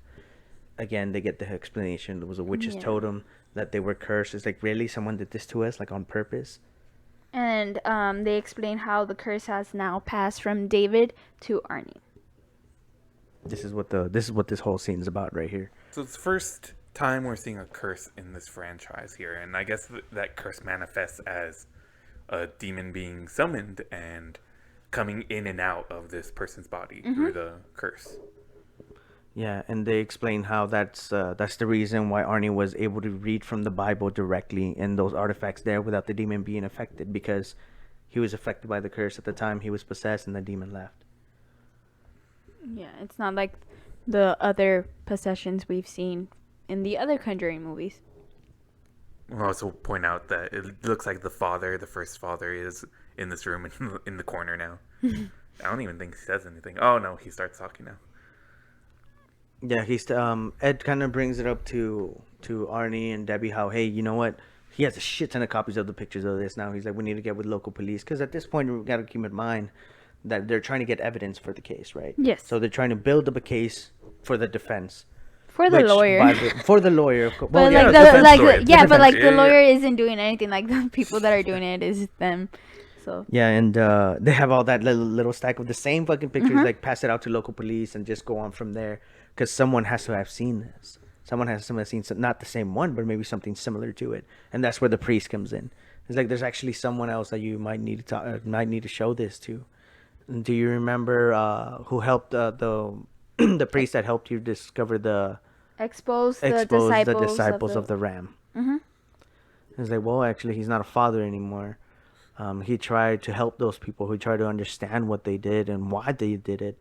If anyone's going to be able to tell you what this is, it's him.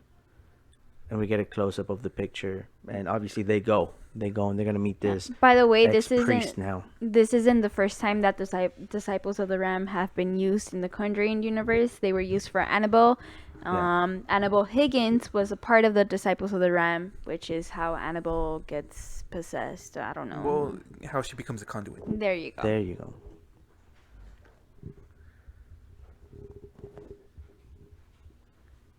We get a nice establishing scene here where they're driving out to the middle of nowhere, really. Yeah. And they find Father Glasto's home. Yeah. Bitch. And they come up on the house and looks like father's kind of farming. He's got chickens all around him and shit. Yeah. And he's got some fresh eggs. And it's like, oh, anyone care for an omelet? It's like, I like we that. had breakfast before leaving home. I'm Ed Warren, and this is my wife, Lorraine Warren. And they look super approachable. They look super happy and just kind of extend their arms, like, you shake hands. And the priest kind of looks at them and is like, I have chicken shit in my hands. Like, damn, really? And they look at each other and they both chuckle and then just follow him inside the house. And they're sitting down now. They're sitting on the porch area that he has. And he gets the picture and he looks at it. He looks at them. He kind of nods. He's like, forget you ever saw this. And they ask him, like, oh, you've seen this before? No, but I've seen one like it. This is sophisticated. This is a very nasty piece of work. Like, what I don't understand is why David is a little boy who was possessed and he didn't do anything wrong. This is Ed talking to the ex-priest here. And the Gaster is why? The why is irrelevant. The why is counter to everything the Satanist stands for. His sole aim is chaos. His nectar is despair. But someone who that has to what does it tell you about the person who made it? And Lorraine comes in. And kind of shakes his head. Is like, come with me. Lorraine kind of gets a look in her face like, what? I'm like, what? I guess. It's a very weird fucking shot that you mentioned because we literally get him standing up and her just staring at him get up. Yeah. Like, I guess, whatever. I guess. And it looks like he's taking him like to the basement in his house, and he has a lock on it. He has a lock on it, and we get a Lorraine saying, I don't want to go down there. And then Ed is like, oh, what is this? Father, the reason you're here. Kind of,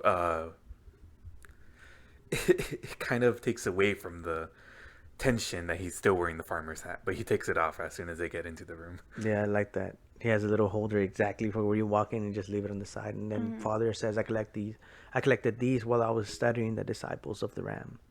And it's a room full of shelves and different sorts of artifacts and books and skulls and bones. Yeah. All animal looking. And then you have Lorraine saying, oh, no, there is you actually should a burn human all skull. this. Yeah. Two. Fuck that. And yeah, like they said, Lorraine's like, oh, you should burn all this. And the priest is like, oh, I like taking guns off the streets. And then Ed and Lorraine look at each other and they're like, okay, I understand. Because they have the same Because they thing. have the same fucking thing. They have an artifact room. And you get a little joke from Ed here. It's like, looking at the books, I wouldn't suppose you're using the Dewey Decimal System, are you? Yeah, because they're You're trying to look for information. Yeah. You have Ed touching a book, and then Lorraine's like, Ed, don't. And then Ed just, like, lets it go. Like, okay, you're right. I shouldn't be touching this. And Father is just saying, oh, okay, these people, they commit all sorts of acts of blasphemy and all sorts of abominations, and they do it all to try to seek power. And in the trial of the disciple, the lead prosecutor, his wife was pregnant. A few days after the disciples were found guilty, his baby was born 6 weeks early, with his heart outside his body, so deformed, and probably couldn't survive it. 3 months later, she commits suicide by laying her neck on the railroad track. Which I'm like, that won't kill you. Maybe a train running over you will kill you, but just putting your neck on the track? I mean, I'm pretty sure that's what... That's what he implies. Like, the I neck get is that's on the what's implied, track, and then the train passed, and then... I mean, shit, dude, that train track must have been hot as fuck. Yeah. Just saying, it's exposed, dude. It's fucking hot. Yeah, maybe that's why she died. Yeah. Or you put up your... It depends how you put your neck up against it. She could have blocked airflow. Cut all this, please. I'm kidding. I don't care. The priest. Or the ex-priest. Carlos, you want to do that? A master Satanist is not an adversary. What? To be taken lightly. Thank you. And Lorraine, we know the danger is better than you might think. And the priest again, this boy who's headed for the death chamber. Is he worth? Is saving him worth everything you have? Because that may be the cost. Like, look at each other for a second. And Scene cuts. does it cut? It looks Yeah. like okay. We get a scene of someone lighting up candles. Yeah, Black it is candles. the ritual that we got a glimpse of, where someone who has a picture of Arnie, I'll point out, Yeah. is lighting black candles in a Satanist circle where we got the pentagram and kind of a goblet with like weird kind of stuff inside. You can't get a good look at it. Yeah, and then she lets the fire match in the goblet, Yeah, where it goes out. and it just transitions to where Arnie is, which is the jail. But we got a brief glimpse of who was performing this ritual, and it Yeah. looks like It the looks like woman an- who attacked Arnie in the beginning. Yeah, that's Like right. his hallucination. Scene cuts, and now we've got Arnie in a military, not military, I mean a prison uniform. It's the same thing. Ooh, topical. And he's just mopping the floor badly, I'll point out. Yes. Where he's not wringing out the mop or anything. He just takes it out of the bucket and just spreads water across the fucking He's floor. just doing a fucking shit job, dude. Throws the fucking mop in the water, takes it out, just fucking wrenches the whole fucking floor. And it kind of shows us him just kind of kicking the fucking bucket over. Yeah, and he's like, so oh bad at it. shit. Yeah, because So he's bad. fucking horrible. And he looks at the lady that's looking at him through like the window, obviously because they're divided. Yeah, and the she's like, bulletproof glass. yeah, she's like, are you gonna clean that up or what? Okay, and then he goes over. He kicked it under a bed here. He's kind of cleaning. I guess it's the hospital ward. Yeah. Yeah. And so he crouches down, gets on all fours, and tries to reach over for it, and it gets pulled away Yeah. into the darkness, the dark corner. And he just kind of gets up and just looks at that corner. And we can't see anything. It's so dark. There's Yeah. nothing. He like turned to look at the lady that was looking at him, and he's like, did Like, you "Did you see see that?" that? But the lights go off, and he's like, what? And he's kind of backing up, and he backs up into one of the beds here. And a person who was laying down asleep earlier is sat up, and he starts singing, "Color me your color, darling. I know who you are. He's walking back as he's singing that. Come up off your color chart. I know where you're coming from. It sounds fucking weird the way he's singing it. I know who you are." He gets fucking grabbed from the back by what it looks like it was Bruno's Bruno. demon image that he had.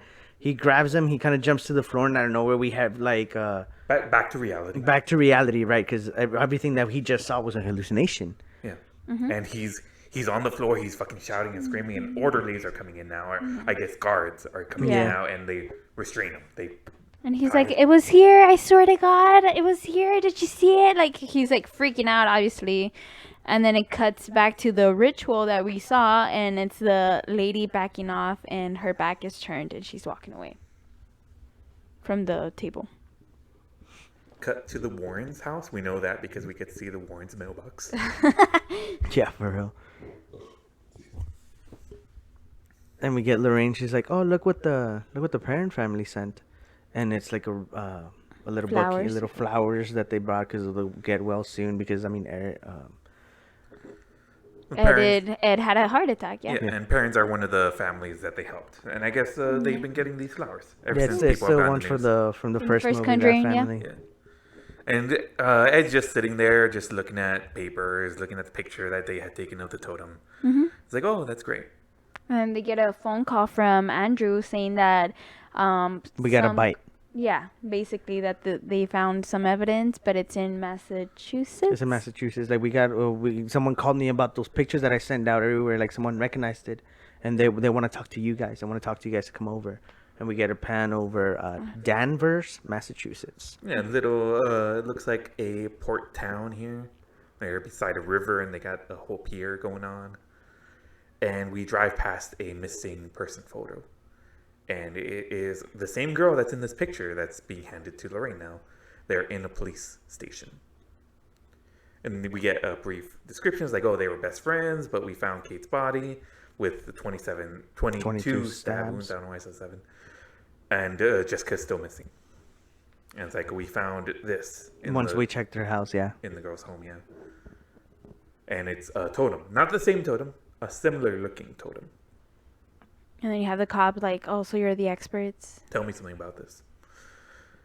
Not only if this totem works, sorry, it's possible your girl was possessed. Your missing girl was possessed. Yeah, Ed was like, well, I can't tell you much, but if it's the same case of where I'm at right now, it's possible that your missing girl was possessed. Yeah. And this is where the cop's a little bit of an asshole here. He's like, look, I've read all about what you two think happened at Brookfield, but I'm only interested in the leads that are grounded in reality. And he points at the picture. And then you have Ed. Good. So are we. Yeah, we were actually hoping that something here can help us prove Aaron's story. He's like, no. Not that way around. We're trying to get information from you about the satanic cult. These devil worshippers, they're just people. Come on. Crazy evil people, but still people. Yeah. Lorraine kind of looks down and she's like, well, maybe we can help each other. Like, we need to see your case files, and you need to find the missing girl. So give us a chance. To do what exactly? To find Jessica. A little smirk on her face. We've been combing through the forest for months now. And then she's like, I see things that your people can't. And the cop kind of eyeing her up and down, just kind of sizing her up. Then he kind of just grimaces and looks around. Scene cuts away, and now we have the detective coming in with some bags. And he kind of sighs as he sits down, and now all the cops from outside the window are looking in. It's like, okay, one of these knives is the one that we found with the victim. The other ones are just pulled out of random evidence. It's like, and what, you want her to pick out the murder weapon? I'll take you out there, but first you've got to do this. Yeah. Absolutely not. If my wife's gift is not something that you just play around with, and he's getting real loud, and Lorraine just kind of, here's this one. Fast. Found the murder weapon. You have the cop kind of like, like she got it. And then you have the cops on the outside looking in, passing money to each other like they had a side bet going on. Well, it shows you that at least one of them was like, oh, yeah. One of them's a believer, dude. Yeah. And then the scene transitions to them in the car. They're going back to where the murder scene happened, and they're listening to Elvis. He was like, oh, I met Elvis once. Lorraine to the cop is like, really? Alive or dead? And she's like, yeah, before he was dead, and then once after he was dead. And as that happened, like, they kind of have like a little quiet moment. And Lorraine's looking outside, and she's like, she kind of sees like towards like an exit pass by, and the cop's not saying anything.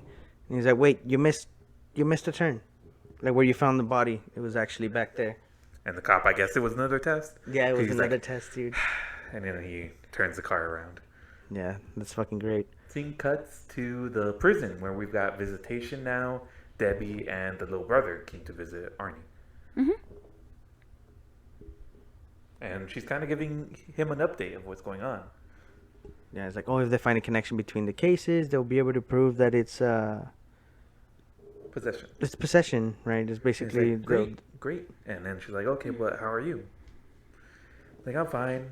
And then she's like, I can tell when something's wrong, like what's wrong. And he's like, look, I'm fine. Like, I'm totally fine. He kind of pulls his hand away from her. And you have David saying, it's cold in here. Like, yeah, all right. It's like they're trying to freeze us out of here or something. And Debbie's just kind of looking at them. And then you have David saying, I remember what it felt like. You're always cold and you're never alone.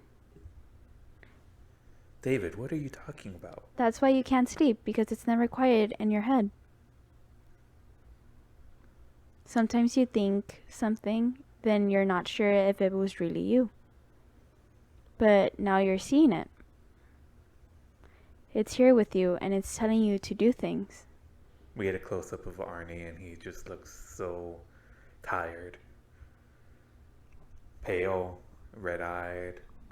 Yeah. And we have Debbie saying, like, Arnie, what is it telling you to do? And then He just wells up like there's tears in his eyes, and the scene ends right there. Yeah, he looks up, but the scene ends. And we got the Warrens walking with the cop through the woods, and we have Lorraine kind of, I guess, using her rosary as a sort of guiding Yeah, thing. I forget what they would call those. yeah. I actually forgot the word too. There's a word for it. Oh, I think it's like a divining rod. There you go. Yeah, Yeah, she's yeah. using it like a divining rod. And then you have the cop and Ed talking in the background, like, "Oh, why are you so scared? Like, are you fine with your leg?" And he's like, "No, yeah, I'm fine." And he's like, "Then why are you worried?" And he's Like you're worried that she's not gonna find anything. and then Ed's like, "Oh, I'm worried that she is." Because I mean, it's been well established through this that Ed really does get worried when she has her visions, Yeah. Yeah. because they affect her. He said that multiple times. Mhm. Not in this movie, at least. And then I love this scene right here. I love it. Like Lorraine kind of just stops where they're at right there. She starts Rosary kneeling. stops moving, and she kind of goes and just puts her hands on the ground. But as she's going slowly to get down on the ground, it goes from the middle of the day to nighttime as she's going down. Like the time passes like real fast, or it makes you think that it's going back in time to the time where Yeah. everything happened. she's that night. entering her vision. Yeah. And it's not just a time lapse of the trees or something. It's the Yeah. way that the camera pans down with Lorraine as the time lapse goes on. I don't know how they did it, but it looks It's fucking great. yeah, it's an amazing scene. And then you have Lorraine looking around In In the the dark. dark. in the dark. She's hearing like wood scraping, and then she starts turning around. We can see a hand on the bark of the tree, And now she sees it. but she turns around and now she's seeing it and she's staring at it, like, because it's that moment that you know that something's gonna jump out in the movie, but It's it's scratching like- against the wood and Yeah, sounds so it's- fucking terrible. it's just the tension that's happening, because honestly the two girls jump out of the behind the tree and nothing scary, it's just the girls jumping out. And then Lorraine gets up, and it's like daytime. Like this is basically what Ed Warren and the cop are looking at. We're looking at through their point of view. It's the middle of the day, and she gets up and she runs towards where the girls are running. And then it's nighttime again. This scene is gonna be going back and forth 'cause between present and the vision. Yeah. So it's when it's dark time is the vision, and you can tell that she's doing exactly what the girls are doing. And when it's daytime, it's Ed and the cop looking at Yeah, Lorraine. they're just looking at her, Chasing and her. that's it. Yeah, chasing her basically. And so the scene with the two girls in the forest at night, they got two flashlights, and it looks like they're just having fun. They're just running out, and they stop, and one of the girls like, "Oh, I got this for you from one of the festivals." Yeah, it's Jessica actually. Yeah. Jessica tells Katie that she got this from the festival, and she's like, "Oh," Katie's like, "Oh, you still go?" And Jessica says, "Yes, my parents been taking me since I was 6." And Katie tells Jessica to tie the bracelet on her. Yeah, because she's giving it to her because like, "Oh, it reminds me of the bracelets you used to give to me when we were in high school." Super cute. super cute dude. together. They really are. It's like, "Oh yeah, help me put it on." Oh, tee hee. Yeah, it hee. kind of gives us like this sense like that they liked each other. Like I don't think it was really just friendship. It kind of does give you that sense that they liked each other, Yeah. and that was it. Yeah, that's what I got at least. Yeah.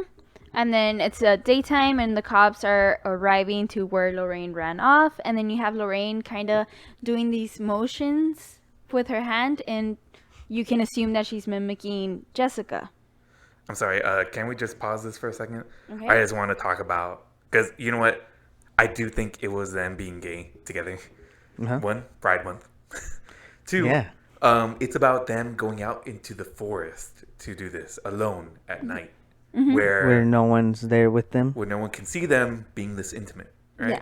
So that's why I think they were hiding away because back then it wasn't accepted. I mean, yeah, it could be, dude. I agree. see it. Like- There was no I reason see for them it. to be out here. I agree. see it. We don't really get to see their No. relationship, obviously, because of what's gonna happen next. But I already do. 2 hour You movie, I mean. yeah, you have that little vibe off of them that they were together and they weren't just friends. They were intimate. Yeah. Okay, going back to the movie.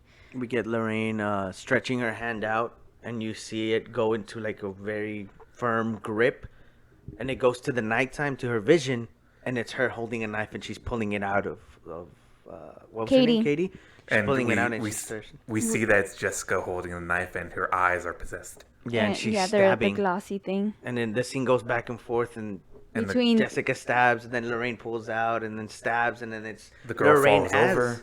Yeah, and then it's Lorraine as Jessica, even in the vision, and Mm-hmm. it's her actually killing the other girl. Stabbing Yeah. her multiple times. you have on the Ed ground. uncomfortable. All right, that's enough. Huh? That's enough. That's enough. Come on. Kind of slowly walking over because he's got the cane. Mm-hmm. He grabs her hand, and then in the vision she Lets she go of the stops. knife. Yeah. She lets go of the knife and it falls to the ground covered in And blood. then she goes, Katie, oh my God, what have I done? Obviously, Out of the vision, but it's talking- Lorraine talking yeah, as talking Jessica. as Jessica. Mm-hmm.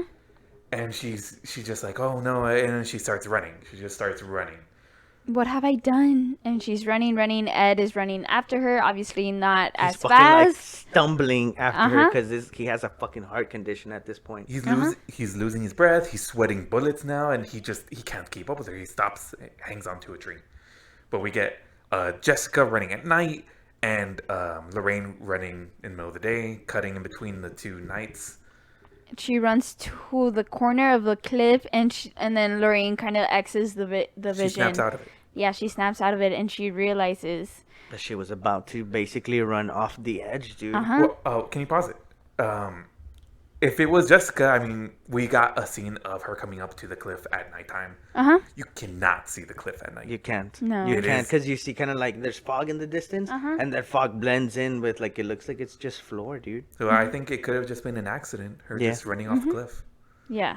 Because she was scared. I mean, she was just running. She didn't understand what happened to her, and Yeah. she just killed Katie. Yeah. And the reason why Lorraine stopped is because Ed was yelling at her the whole time. Uh-huh. Lorraine, So he Lorraine, and snapped then her out of it. yeah, Lorraine ends at the cliff. She turns to look at Ed, and then she just goes like Ed, and she has teary eyes. And then you get this hand Dead hand. grab, dead Yeah. hand grab her foot and pull her, which is what you see in the trailer. Also, if you look at the trailer, you'll get to see the scene. And Ed quickly just dashes and fucking slides to fucking come down and grab his wife's hand. Fuck the heart condition. Yeah. And he able to pull him up. I mean, we could see how tight the muscles are through his shirt. Yeah, it's okay. I got you. They embrace each other. Lorraine is crying.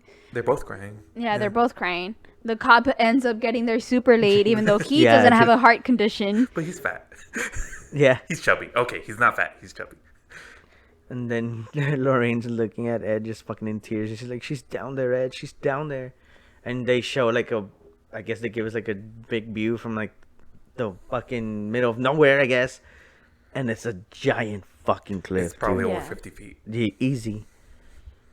And And then, it's nighttime at this point. It just leaves us to believe that they did a search. They did a search for the Well, they're body. still searching. Oh, no. They No. found the No. body. They found the body. Right. Sorry. Yeah, and we get a little scene where Ed is sitting down at the ambulance, and we got this girl, this paramedic, and was like, "Hey, like I have this medicine for you. You need to leave it under your tongue, and it's for this. It thins out the blood." And he's like, "Yeah, I have those," and I kind of left them at home.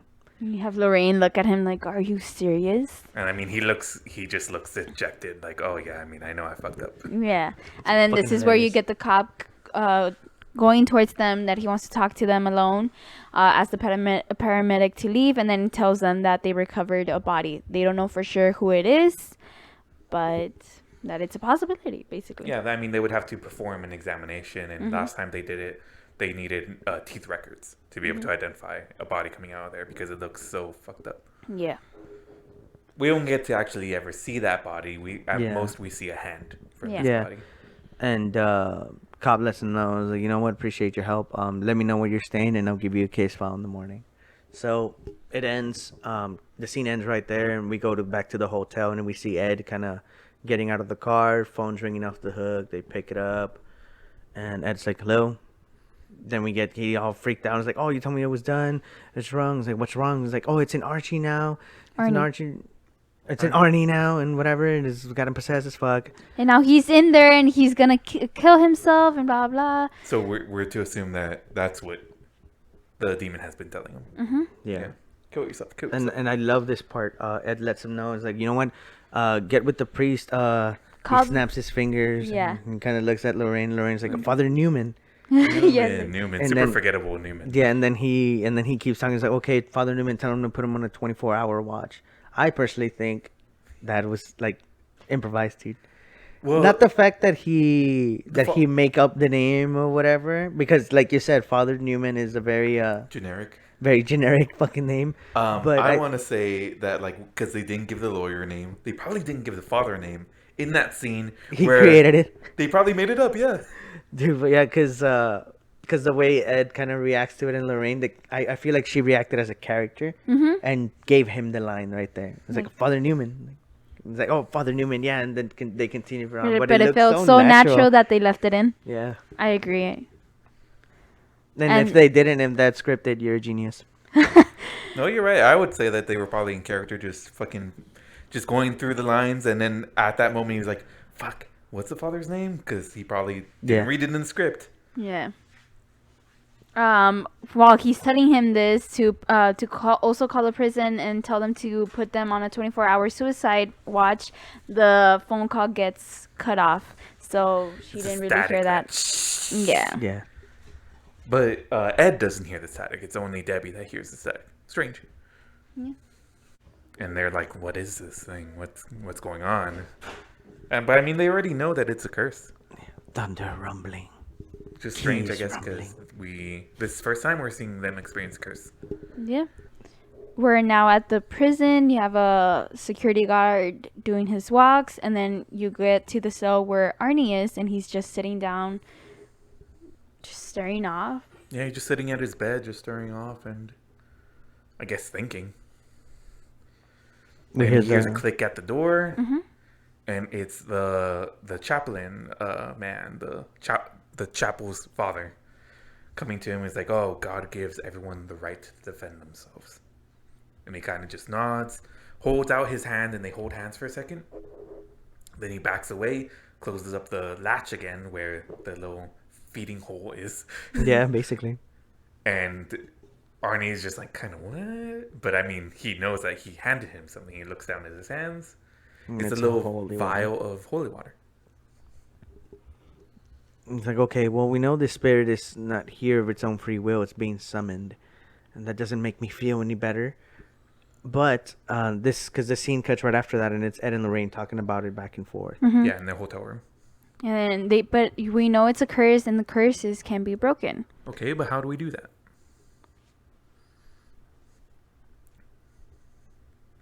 They kind of look at each other for a second. And then Lorraine says, "Oh, back at the Gladsell's house when David was in the exorcism, I touched David's hand and I saw something. I didn't know what it was then, but I think that I was connected to the person who is responsible for this.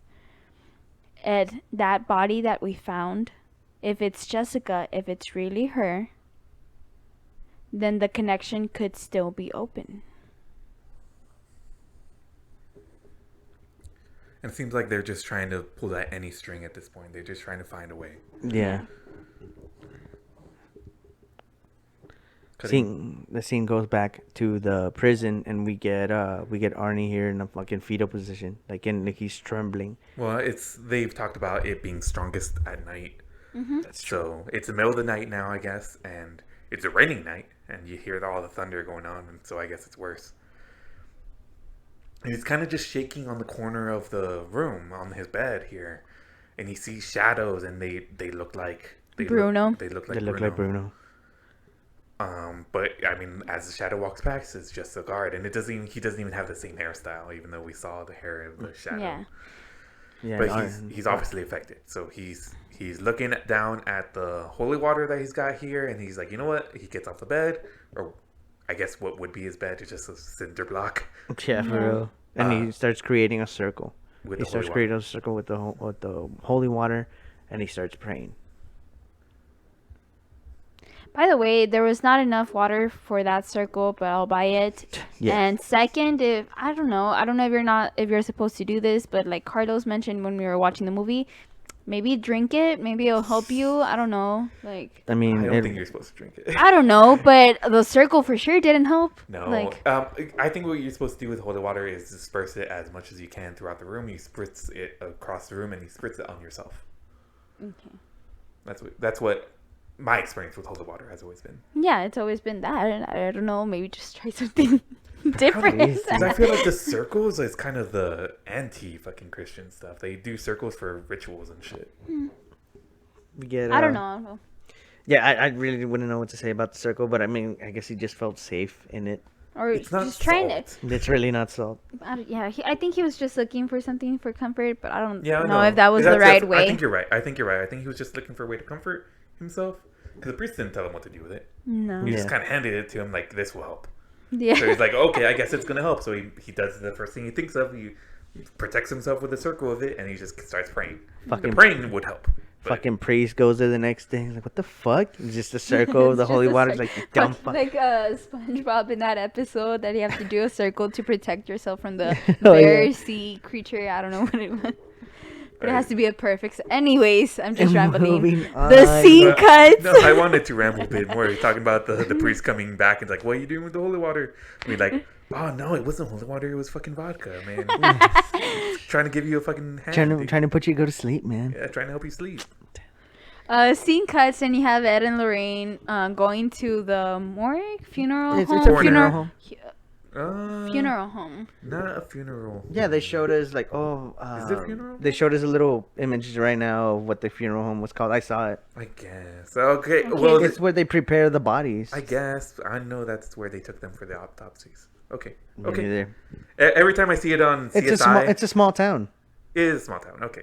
Okay, so funeral home, but obviously it's locked. Ed opens the door with his little cane. He breaks the window, opens it, Breaking an entry. basically, and they end up going to where they have the bodies in the funeral home. I'm gonna say morgue. I don't know if that's the right Yeah. word, Morgue.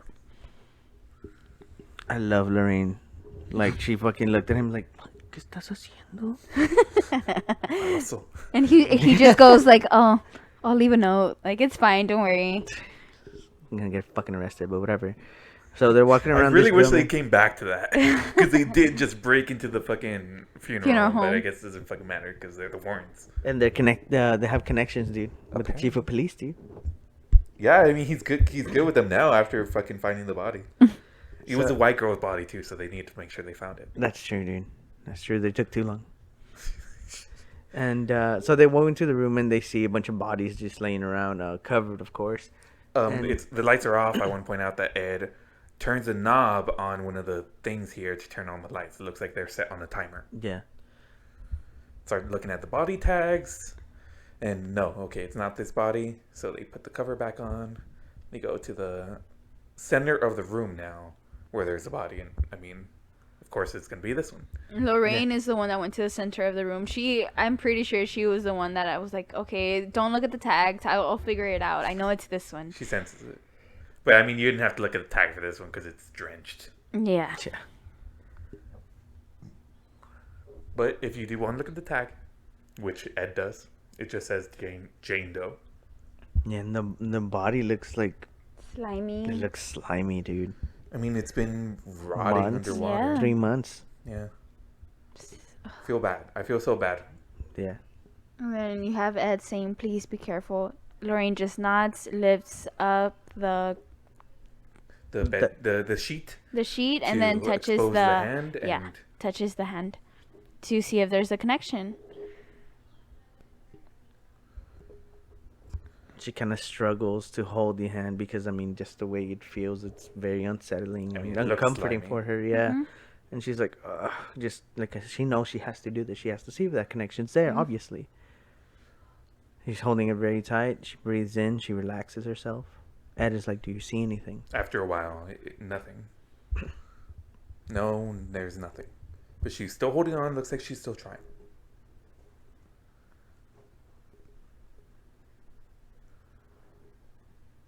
Still, she says she's not sensing anything. She kind of grips harder onto the hand, and then she feels something, and she looks behind her. And she opens her eyes. Like, Rain, what is it? The connection. And when she looks at the plastic It's that's here. surrounding all this center table shit, it just looks completely dark. When she pulls away these plastic dividers, and she sees a tunnel that's lit by some sort of Yeah, and it's candlelight. completely, obviously, completely different from the building that she was at, which leads us to know that she's in her vision now. Yeah. Mm-hmm. So we're looking at her vision at the moment. Ed is not nowhere to be found. Obviously, he's still where her body's actually at. She's walking around. It looks kind of like a cave, and you see a little tunnel, and on the top of it, you see a cross that's upside down. She's kind of looking around the building. She's feeling it out. Just going up the stairs. She's touching the railing. We see at her feet that it's completely dirty. It looks like this place has not been taken care of. Yeah, at there's all. leaves on the ground. There's branches all over the wall. Hear a train. Mm-hmm. And the whole place seems to be lit like by candlelight because the light is not steady. It seems to be going in and out. Yeah. Florine looking around, trying to see something. She sees a little statue of Virgin Mary. And then Ed's like, "Do you see anything?" Yes, there are some stairs. I heard a train, Still walking. but now there's an altar. And we could see the altar with a book All that's those open. black candles. There's 12 of them in a circle. Oh, Ed, Okay, that's enough. Come back, I can't. Lorraine. And we get a close-up shot of the light switch that they use. It's a ticking. woman. Can you see her? I am her. Okay, can you tell where can you tell where she is? I don't know. She's doing it again. She's reaching out to Arnie. And we see all the different instruments. She's of the trying to ritual. complete the curse. And then we see her actually drink the concoction that she's made.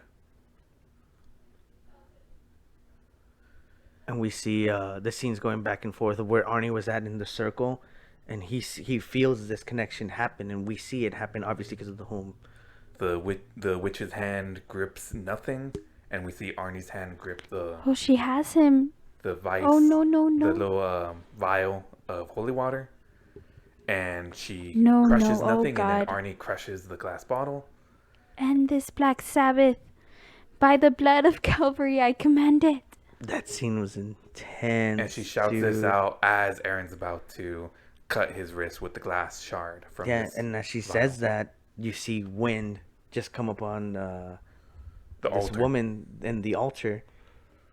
And all the candles go out, all the mess of books and different vile things get blown away, and it stops Arnie from killing himself. It looked like he still has taken a chunk out of his arm, but we're to assume that he's been saved. This Because scene, now the guard comes in, he's like, "Hey, what's going on?" Kind of shouting at this guy that's passed out from blood loss. We gotta cut her. yeah, we gotta cut her. And then kind of scene ends right there because we don't really see him anymore. But we This see Lorraine talking to the witch now. I love this scene. Just like they're looking at each other in the front, and she's like, "How are you doing this?" Can I be here? God has shown you to me. Then your God has damned you. And the scene's kind of pulsing at the angles here. Ed, the connection works both ways. It goes back to where she was standing holding the body, but she's not saying anything anymore. She's just saying it in her vision. The ticker where the lights go on, because it was on a timer actually, the lights, it turns off. Nothing paranormal. Timer just finished. Yeah. Ed, with the flashlight that he had the whole time, he just walks towards the timer. Slowly, because he's Slowly. crippled. Yeah, and he turns it on, puts it all the way to the end of the timer. That's it. And the body that was next to it is not there anymore, and the cover just kind of falls off. Yeah, the sheet just kind of rolls off the table. And we get a shot here of Ed just looking at nothing, and behind him, whenever we get one of those shots of the blurry background, we know that You something's know, there. dude. And you look at it for a while, there's nothing there, and then Ed just kind of turns around and the camera pans, and there was this body standing now behind Ed. Lorraine, you need to come back. And you hear bones cracking from this body in the corner. By the way, this body is a big guy, dude. He's a big fat guy. Just Yeah, big belly. I mean, it looks like he's also from some sort of water damage. Yeah. But it could just be how he died. He just bloated, and now he's decomposing. like Lorraine, you need to break the connection. Drop her hand. And this body just kind of looks at him with those dead eyes. Lorraine let go of her hand. And now he snaps up and just charges Lorraine. Ed coming out, letting go of his cane, he runs to his wife and snaps her away from the body that she's holding. And at that moment, the body that was chasing her just gives out and falls flat into the table, head hitting the table, and kind of cracks and falls over. And you have Lorraine going, Ed, she knows who we are. I like that scene because the body falls to the floor, and I guess the connection is still barely there. So the eyes of the guy of the dead body are still it looks at them. Mm-hmm. You know what I mean? Like, That. yeah, dude. Like Wow. it has no full control of the body anymore because the connection is slowly disappearing. So you see the eyes roll, and it's looking straight at them. And they're still glossy. Yeah, they're still glossy. Yeah. It's fucking great. The scene ends right there, and it goes to them opening their front door and making it home. It's like, oh, I'm so sorry, what happened? And it's like, oh, we got the case file. There's got to be something that we can use to connect. And that's when their assistant's like, oh, okay, well, I got something to show you too. And we found it in the Strega hearing. Uh-huh. Some sort of church thing. The church used it to persecute witchcraft. And now my Latin is rusty, but I think this right here, pointing out one of the passages, is talking about human sacrifice. Then Ed starts reading it, and he's like, okay, one by murder and the other by suicide. How do we stop it? Lorraine to Ed. Well, it looks like you can break the curse by destroying the altar that it was cast from. But this part looks Aramaic. This next part, I just can't read. But you have to stop her. She won't give up now. This is Debbie now. She's apparently been there the whole day. Yeah, and then you have Lorraine explaining that, oh, once the curse has started, she can't stop it. Like, the demon needs a soul. Yeah, it's like she can't, because her soul is in play now. Mm-hmm. Is at risk now. He's like, well, Lorraine, do you know where you were? And then Lorraine's just like, it's cold. There was water dripping from the ceiling. I think I heard a train. She's kind of struggling to recollect. Yeah, but it sounded strange somehow, like, I don't know, like muffled. Like, well, maybe it was underground, Ed says. Could be, I don't know where. It's like, okay, this woman targeted David and Jessica. Maybe there's a connection there. Let me take a look at the... And He right, stands up and he just kind of zones out for a second. The background fades away, and then he passes out on the spot. I mean, I jokingly said like, "Oh, he stood up too fast." maybe that's what even happened, dude. I don't know if this man took his fucking medicine or not. So we get the next shot is Ed waking up, and it looks to be like his bedroom. Yeah, he's in his Yeah. bed. Yeah, he's in his bed, and he gets his cane. He gets up slowly. And he's like, oh shit. He walks out, and he's kind of just dumbfounded. Like, Yeah. he expects someone to be there with him, I guess. Yeah, like he doesn't really understand what happened. It's like when you take a nap and then you wake up and it's like 5 It's in the like, shit, morning, I like was you awake. missed the whole day. He's like, shit, I was asleep. He calls out to Lorraine. Lorraine calling for his wife, No response. which by itself is strange. I mean, Yeah. Yeah. shows he's alone in the house, I guess. But he walks out of the room now. He now very slowly, because he's got the cane, goes downstairs to the sort of family room, but at the top front of door? the top of the steps, Oh. he sees that the door is flung open. His front house. The Yeah, and Yeah, there's a the bunch front of door there's a is bunch open, of there's leaves leaves, flying yeah. in. Like it just looks like a mess of a fucking scene that shouldn't be in his house. It's not normal. He walks towards it, and he's just kind of getting a better view what the hell's happening with the fucking door. And then he looks to the sides. Lorraine, nothing. This is when he notices the door frame. It's been broken in. Yeah. And this is when he gets sort of shocked, and now he's shouting, "Lorraine!" He's breathing heavy, and he's scared now. Yeah, he's Yeah. looking outside. He doesn't see anything. He looks down, and at the very edge of their door, he sees the rosary that Lorraine always has with her. He picks it up. This is when he knows something's wrong. He sort of hears something behind him, sort of. He turns around, and the camera lets us know it's very clear that the witch is inside his house. He's like, where is she? To the witch. The two of you have gathered quite the collection. And she's looking at all the books that he has there. It's like, if you hurt her, and he's shaking. Don't worry, Mr. Warren. You're so close. Damn, I actually felt like Lety was saying that. I hate for you to give up now. And the way that she just fades into nothing, just leaving the whites of her eyes and then nothing. It's fucking creepy as shit, dude. And Ed kind of just stops in his tracks right there. He looks down in his cane, and he kind of just hears the door creaking I behind think he him. feels some sort of thumping in the house, like when you can feel someone with heavy steps Yeah. walking around. Door kind of... The front door closes.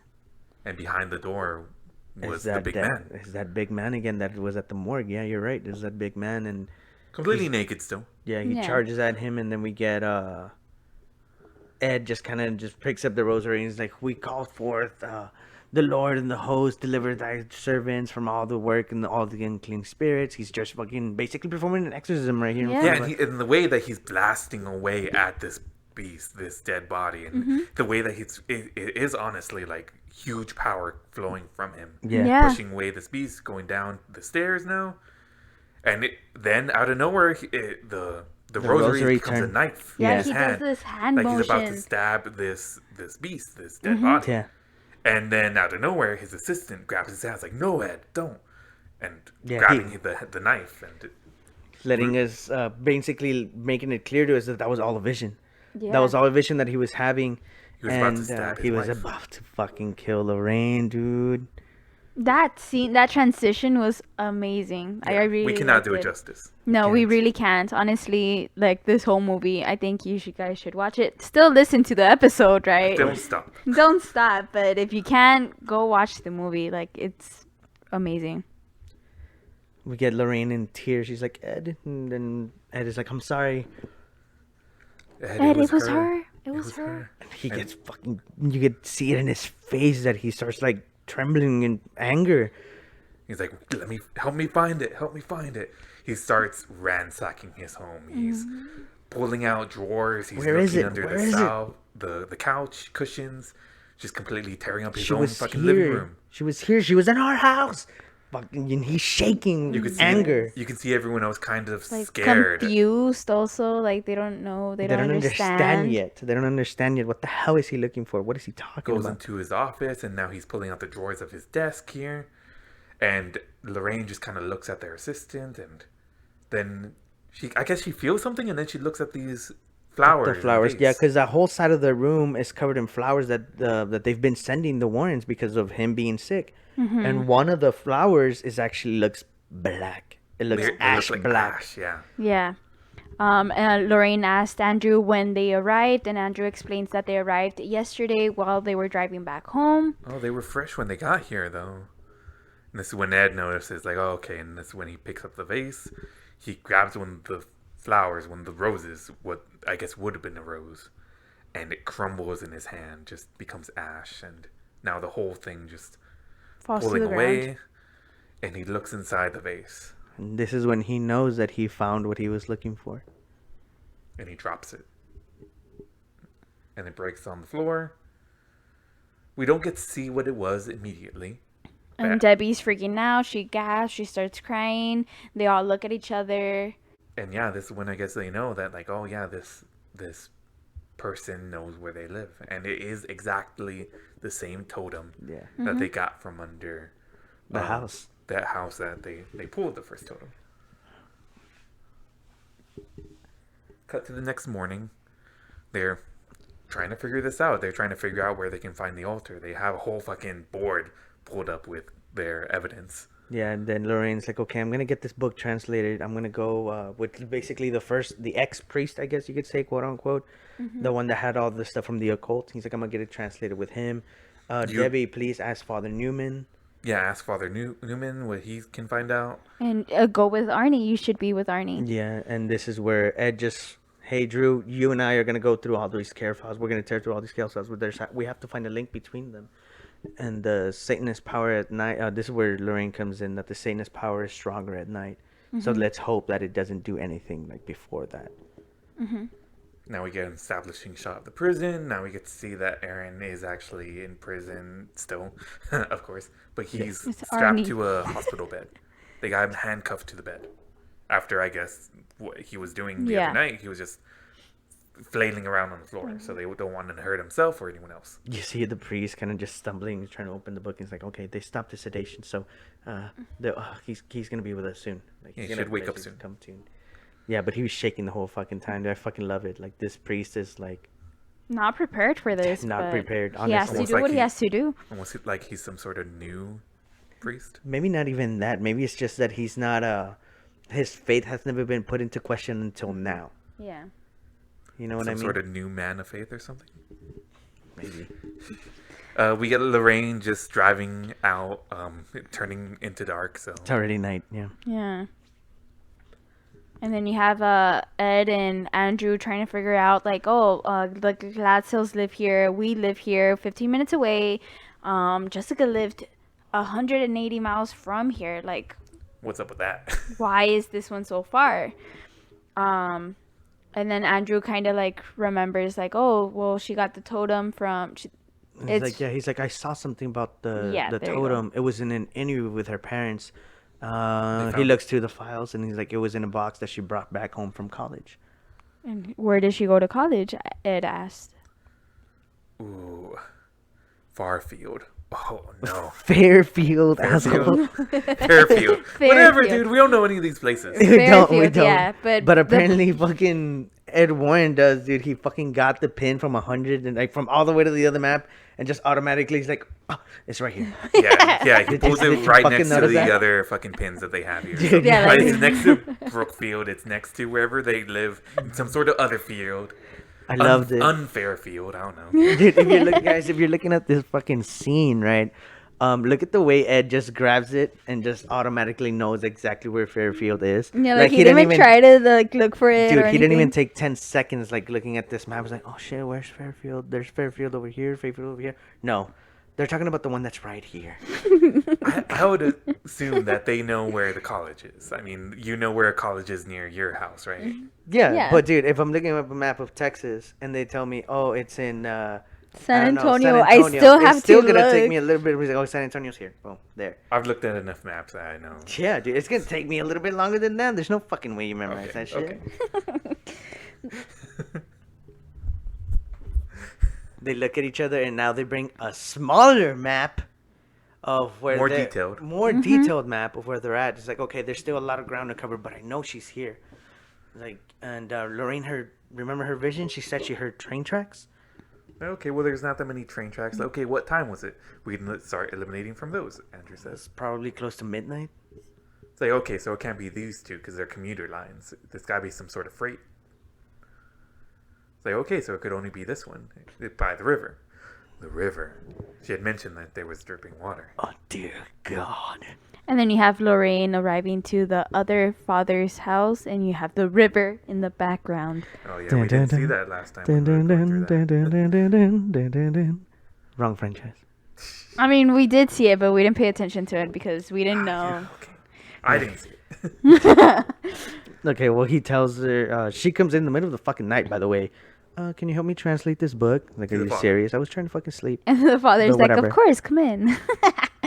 And he locks the front door. He The way locks that the the front camera door. makes it look, it's so sinister. Yeah, Yeah. dude, like, he did it, like, with bad fucking intentions, you know? It could have just been, oh yeah, sure, come in and just locking the door behind you. Dude, and The it's- same shot. The way I think about it is kind of funny because every time someone comes into this house, I lock my door. Yeah. Yeah, but if someone was recording it and they zoom in as I'm locking the door, It's super sinister. yeah, it's like, damn. Holy shit, what are you gonna do? Yeah. So we get an angle back at Ed and Drew, right? And he's like, okay, give me your car keys. He was like, you stay here. He's like, you call the cops, and he's like, okay, well, what the hell do I tell them? He's like, you tell them anything. You get him out there. He hauls ass out of there, and the camera's panning out, and they show that he forgot his pills, Yeah, dude. some sort of medication. The medicate. The medication. You have the scene goes back to father and Lorraine, and The curse needs 3 victims to be complete. It refers to them as the child, the lover, and the man of God. the embodiment of God's work. Purity, love, faith. You have Lorraine look defeated. Has there been another? It's Ed. It's my husband. Last night we found a totem in his office. Oh, that is unfortunate. I It's love a little more than unfortunate. I love the scene. They're both sitting like by the fire, and that's the only light that they get. Here, come with me. There's something I need to show you. Stands up slowly, just kind of walks away slowly. This guy cannot be direct. Lorraine Always is super shady. Lorraine is still sitting down, like she. Like, There's fuck, do I no follow come this with man? me, and she just like nah. I don't want to go. Nah, I'm cool, man. It's kind of warm and cozy. Again, back down to the downstairs, the basement. And Lorraine hesitant to go downstairs. Father? Yeah, because the priest kind of fucking disappeared into nothingness, dude. She wraps her rosary around her hand.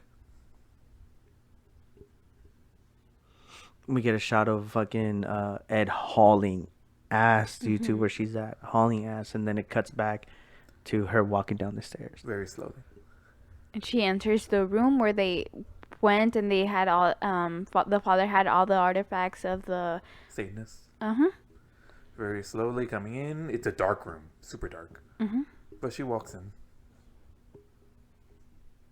Very slowly. Very sinister almost. Yeah. Like there's going to be something popping out of her. I mean, it's a scary room. They got a lot of scary shit in there. Have we used any spooks ever since the 5, dude? Fuck, we forgot. It's because the think movie's they not. have been in It's because, I mean, They're okay, the dead body at least. the dead body. The dead body jumping, losing that connection when he fucking slams towards her. That's a spook. When the body appears again with Ed That's at the another- house, that is definitely a spook. See, but that's kind of what I like about this movie. We forgot That's to a little- count. Like it Yeah, took yeah, us yeah. in that we literally Because we're forgot. not really. I don't really think it's too much about like being fucking scared at this point. It's about them trying to find evidence It's of the investigation. paranormal. Yeah, it's more about investigation, which is what I like that they did that with this movie. I think it's fucking great. Okay, But the so only other scene was the girls. I don't think that was really spook-worthy.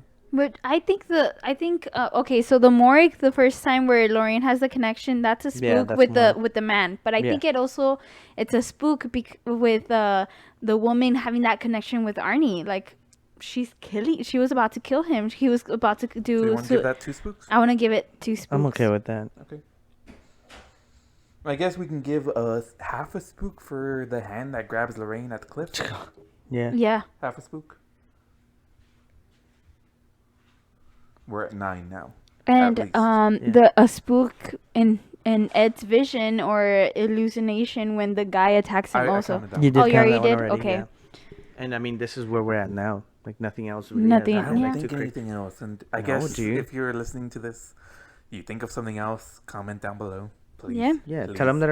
let us know that our count is wrong and that we're just full of shit, dude. We have Mhm. enough time to get to double digits, but right now we're at 9. Yeah, we're Yeah. at 9. Relatively low spook per minute count, but there's been quality in the story. Yeah. Yeah. Yeah, that's great.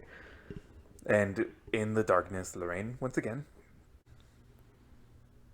Lorraine in the darkness here. Nothing, just kind of slowly inching through the room. Mhm. And the light turns on. I Lorraine is love walking. the artifact with all the I love the room with all the artifacts of the occult of the followers of the Ram, disciples of the Ram. Mhm. In the DVD extras, I'm sure we're gonna get some detailed fucking look at these props. Yeah. So Lorraine walking through the darkness of this room with all the artifacts in the basement, and she kind of looks around, looks away, and then the light turns on, and the father's at his desk here. I've been here many years, starting when I was a priest. The church used this mill for storage. It's where they put the things that they were afraid of. Things they didn't understand.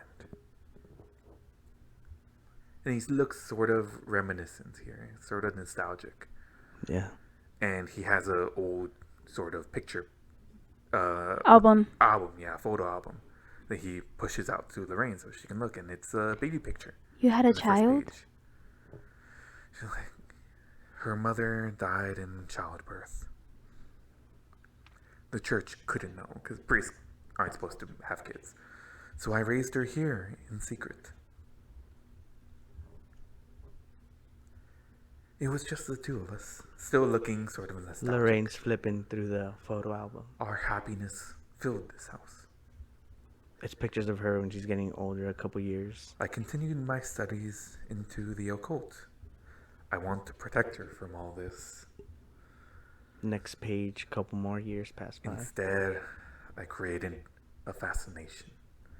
A picture of her a little bit older, and Young Lorraine woman. comes to a realization that it's the same girl they've been seeing. We must be we must be careful that our obsessions are not passed on to our children. Cut to the prison. In the hospital ward. The priest is... Yeah, the chapel man is reciting the passages from this Bible. You have Debbie holding on to Arnie. And she's crying, tears in her eyes. The lights flicker. It's just the wiring. The priest says. You know, state building. I mean, there's a storm going on outside. I get Yeah. Yeah. Arnie, Debbie. Arnie. It was more serious, but I made it sound happy. Oh my God, Arnie, what's up?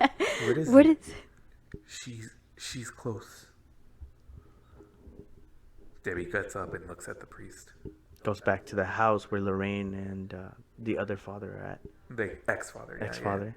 Yeah. Ex-father, Gaster. You knew? The We father in came to tears. you for help, and you knew this whole time. He looks kind of dejected. Tears in his eyes, swelling up now. She's my daughter. I couldn't. I didn't want to see. After all these years, I thought she'd come back to me again. Implying that she's back at the house. Now I know the real reason she's here. There's tunnels under this land. She would explore them as a child. Nodding his head now. Her altar must be down there. It's the only thing that can break her curse. We need to destroy it. You hear a door creaking upstairs. They have them look up there, and Lauren says, "She's here." Father waves at her to come towards him. He has a flashlight and he moves one of the bookshelves that's there. It's basically an open, it's like a trap door, I guess. Secret passage. Secret passage, there you go. Secret passage to those tunnels that he was referring to. He's like, here you go. Lorraine enters, and she kind of looks at him, Yeah, and she decides to go forward. He pulls the passage closed, and as he backs away, you can see that the witch is at the end of the hall. His daughter at the end of the hall, looking at him. They don't say anything to each other immediately. she's walking super slow into the room. She's on the opposite side of the room, Father- just walking into the darkness. The father goes to a desk, opens the drawer, and pulls out a pistol, a magnum-looking thing. She's touching one of the relics. Closing the drawer, he goes back to the pistol. I failed as a priest, She walks into the darkness And and I- disappears in the darkness. and I failed as a father. Please, God, don't let me fail. She appears behind him and just slashes his neck open. Blood gushes out into the desk. She's holding him really close. No expression on her face. Sets him down on the desk. I want to say that there's some sort of affection as she's holding his head, but you can't tell by her face. I really can't tell by her face, dude. I just think she grew that cold. Maybe. Yeah. That's how it gives her more of a character. No, yeah, I think I'm just projecting with the way that she's Yeah. holding his head. Yeah. It could just be her holding his head to get all the blood out. I mean, I really think that it was her holding his head. That way he doesn't fucking slam his fucking head on the way down.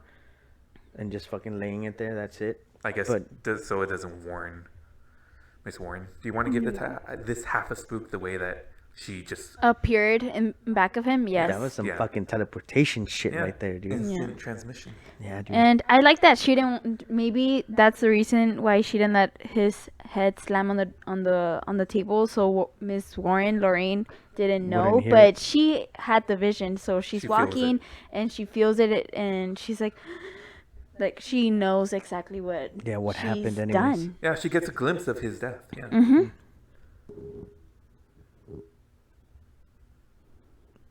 Getting the glimpse through the witch's eyes. So you can tell that they still have a connection. The connection between them, yeah. And the witch grabs the knife backs away from the body. Lorraine looking back at the passage that she came in through. And now looking back at the tunnel that she's... Well, it's a bunch of different trash just... Yeah, because like the priest had said, I mean, this is a place where the church just threw a bunch of shit that they didn't understand in. And I'm pretty sure that's what they used it for, some sort of fucking storage. Just to throw away shit. She's kind of she's kind of going through the whole room, the whole area, and she sees something like a switch. She sees a switch on the wall. She clicks it, and then the whole fucking altar lights up. Yeah, you can tell that the witch has gone through some effort to set up these industrial lights here. I really like how there's lighting, but every time we've seen the altar, like through visions and stuff, it's always candles. Yeah. But there was always lighting. And then you have Lorraine trying to push the stone heavy altar. She's trying to flip it over. Yeah, she's trying to destroy it, but she's trying to flip it over, which is not gonna happen because it looks really, really heavy. We can see her having a vision of someone coming through the tunnels, and it's obviously the witch. Mm-hmm. Yeah. But she's trying so hard to flip this fucking altar over. She's trying really hard, dude, but that thing doesn't fucking budge. Obviously, it's extremely fucking heavy. I mean, it just looks like it's pure fucking stone. Yeah. Well, no, it looks like it's built into the fucking stone, into the fucking tunnel. Yeah, and then you have the witch arriving, and she's like close behind Lorraine. Yeah. Not right behind, but she's close. And then the scene cuts to the outside of the house, and you have Ed arriving. Yeah, we have Ed pulling up like real pretty fucking fast, dude. Yeah, and Andrew's car. So Ed is pulling up. He gets down and he's Lorraine, and he hears Lorraine shouting. It's super crazy. And it's like a little vent on the outside. He didn't even Yeah. enter the house. It honestly looks like a drain, dude. Yeah, it's a storm drain. Yeah. He gets a sledgehammer that he finds on the side because he has a lock on it. So he starts smashing the shit out of it, but you could tell he's fucking out of breath already, dude. But he smacks it. He's able to break the lock. I love this scene. Lorraine's Weird. running and she falls. Yeah, she falls down, but right in front of her is something that looks exactly like her, Doing and same it's moving movements, exactly like yeah. her. I mean, it is her. It is her. You look at this hallucination, I guess she's having, Yeah. and it is just her, and she gets up and she, I guess, runs away from it. Yeah. And this super fucking weird. She runs and runs, and she's coming up to a door, and it's Lorraine closing The door on herself. Yeah. So strange. Yeah, it's I don't crazy. even get it. I don't get what that's supposed to be. It's a mind fucks, dude. It's That's just all mind it fuck. is. Yeah, I think it's just mind It's a fuck. mind fuck spook, dude. I don't even think it's a spook. Nah, but it's just creepy. It is. That's all it is. It's unsettling. Yeah. Yeah, it's definitely... Imagine putting yourself in the situation. You're in a dark fucking tunnel. You fall forward. You have nothing but a flashlight on you. That flashlight is pointing right in front of you. Obviously, you hit And the you floor. see You get back yourself? up, and you see the back of yourself. You turn around to see what's behind you, and that the person in front of you does the exact same thing because it's you. And the flashlight, you can see the light hit you. And then you're running to get out, And and it's you close following you, the dude. door on yourself. That's pretty amazing. Ask me what I do in that situation. What you do? I unzip my pants and I pull down my shorts. Yeah. I want to look at my butt. Whip it out. So you can never see your butt. That would be the opportunity. Dude, you're honestly telling me Carlos, that you're about to Don't bang shake your head yourself. at me. Carlos, You're about to in bang the yourself. No, you're in the middle of running away from a witch. Okay. And you want to see your ass? We saying the whole context? Okay, I'm not gonna look at my ass in that situation. Apparently, you're gonna bang yourself. I'm not trying to fuck myself. I'm gonna move forward to try to fuck myself, and I'm gonna move forward the other way. So it's not gonna happen. You kind of just have to look at yourself That's true. and have enough fun that way. Just check yourself out. Yeah, That's what I you I would mean, do. it's cool. It's cool, Carlos. There's- It's Gay Pride Month, anyways. Yeah, dude, it's Self Pride Month. You can do what you want, dude. You know what you can also do is stand in front of those mirrors that go around, so you can see yourself. Like you're Yeah, but standing, you- there's a mirror in front, but there's also a mirror behind you, so you're seeing yourself. In The those reflection? situations, I know you guys are gonna hate this because it's fucking whatever. Let's see. But you're not looking at your butt. You're looking at a reflection Reflection of your butt. Yeah, that's true. It's not the same. It's not the same. Okay, the same. Carlos. I guess in this situation, you're not looking at your butt either because it's a hallucination of your butt. Yeah, but it's the dude. closest thing I'm gonna get. So after So you Carlos would takes a see look yourself? at his butt, Okay, ladies and gentlemen, let's move past this. we've run away, and Lorraine sadly doesn't take off her skirt and look at her butt, right? Oh my god. But she's running back, I hate and we you have guys the so much. we have the witch. Obviously, it was the witch that was behind her. Maybe she just took the form of Lorraine. It was the witch probably making her hallucinate so she would come back to her. Yeah. And that's Yeah. what it worked. That's It what worked happened. because she closes the door, Lorraine turns around, and the witch tackles her with With the a knife. fucking knife in hand. So this is where we're at right now. They're on the floor, Struggling. struggling. The witch only one-handed, doesn't give a fuck. And her face has like no expression, dude. You could see that she's putting effort in it, but her face is just And she's telling Lorraine, Like- open your eyes, Lorraine. Look at me. While she's bringing down the knife, and Lorraine, both hands trying to keep the knife away from her, holding up the girl's, the witch's and arm. then in this scene, I think it's great because Lorraine is looking through the witch's eyes, and she's looking at the witch, obviously looking at her, and there's a rock next to her, but Lorraine could see this through her eyes. She grabs that rock and smashes her fucking face.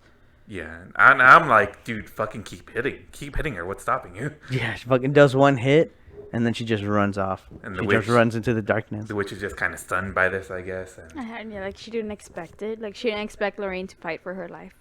yeah, Yeah, dude. and now we get to see Ed drop the hammer into the hole that he broke into, and he drops in himself, and he's just like, Lorraine, and lights turn on the other side of the tunnel. He Guiding walks towards him. them. It's like Lorraine, and then behind him, Ed. And it's Lorraine, and it gets close to him, and it's the witch. She She took opens the her shape of hand, Lorraine. and she has dust and blows it in Ed's face. Some sort of spell, I'm assuming. Yeah. Some sort of satanic spell, magic, dark magic.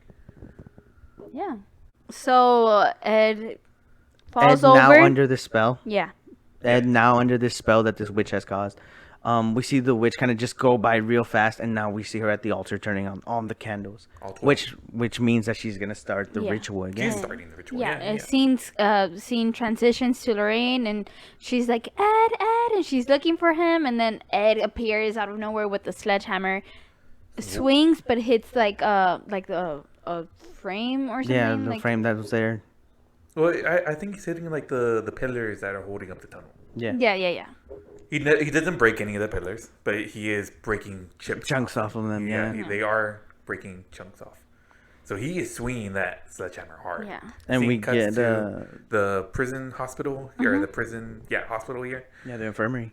and now you can see that the ritual is starting to take effect. You get Arnie convulsing in the bed, Yeah, and the priest is trying to read and but he's get, nervous. You can tell. Yeah, and then scene cuts to back to Ed and Lorraine, and Ed is doing the same thing, swinging his sledgehammer all over the place. Lorraine Lorraine calling is out for like, Ed. "Stop, please remember me." All these things. Yeah, and this and is it goes back to yeah. the Again, this is prison. one of those scenes we're gonna go back and forth real quick, just to make sure you guys are trying to keep up Yeah. with us. Cut back to the hospital here in the prison, and the lights are flickering really hard, and then all the windows break. And Yeah, Arnie like sits up, does this screen, all the windows break, the light bulbs break, and all he's this wind is gushing through the room Yes. now. Debbie is like, Arnie, please, it's okay. Like that's gonna Like, make if it that's gonna better. help. Plus, she's not even holding him down. She's supposed to be holding him down, but I don't okay. think she can't. I mean, he's convulsing the way that. She's not even trying. Like, you Yeah. can try, but Yeah, okay. she's not even trying. We go back to Ed and Lorraine. Ed chasing Lorraine, obviously, and you could see in his eyes use that we're under glossy that- thing? Yeah, the gloss thing under his eyes. And she's like, "Please remember me, stop!" And she's like crying. She's just freaking out, just going backwards. And I guess we see a moment of what Ed is seeing. He's kind of seeing red and not understanding what's going on, but he sees flashbacks of Lorraine. The first time that the they first met. time they met. And I guess that's her reaching out to him at this moment. The scene goes back to the prison, and it's the priest. He's performing the thing. Debbie tries to get close to Arnie. Arnie turns and he screams at her. There's a bunch of chaos happening. Yeah, there's just chaos everywhere because there's a bunch of wind again, like the first exorcism at the beginning of the movie. And Arnie actually brings out his.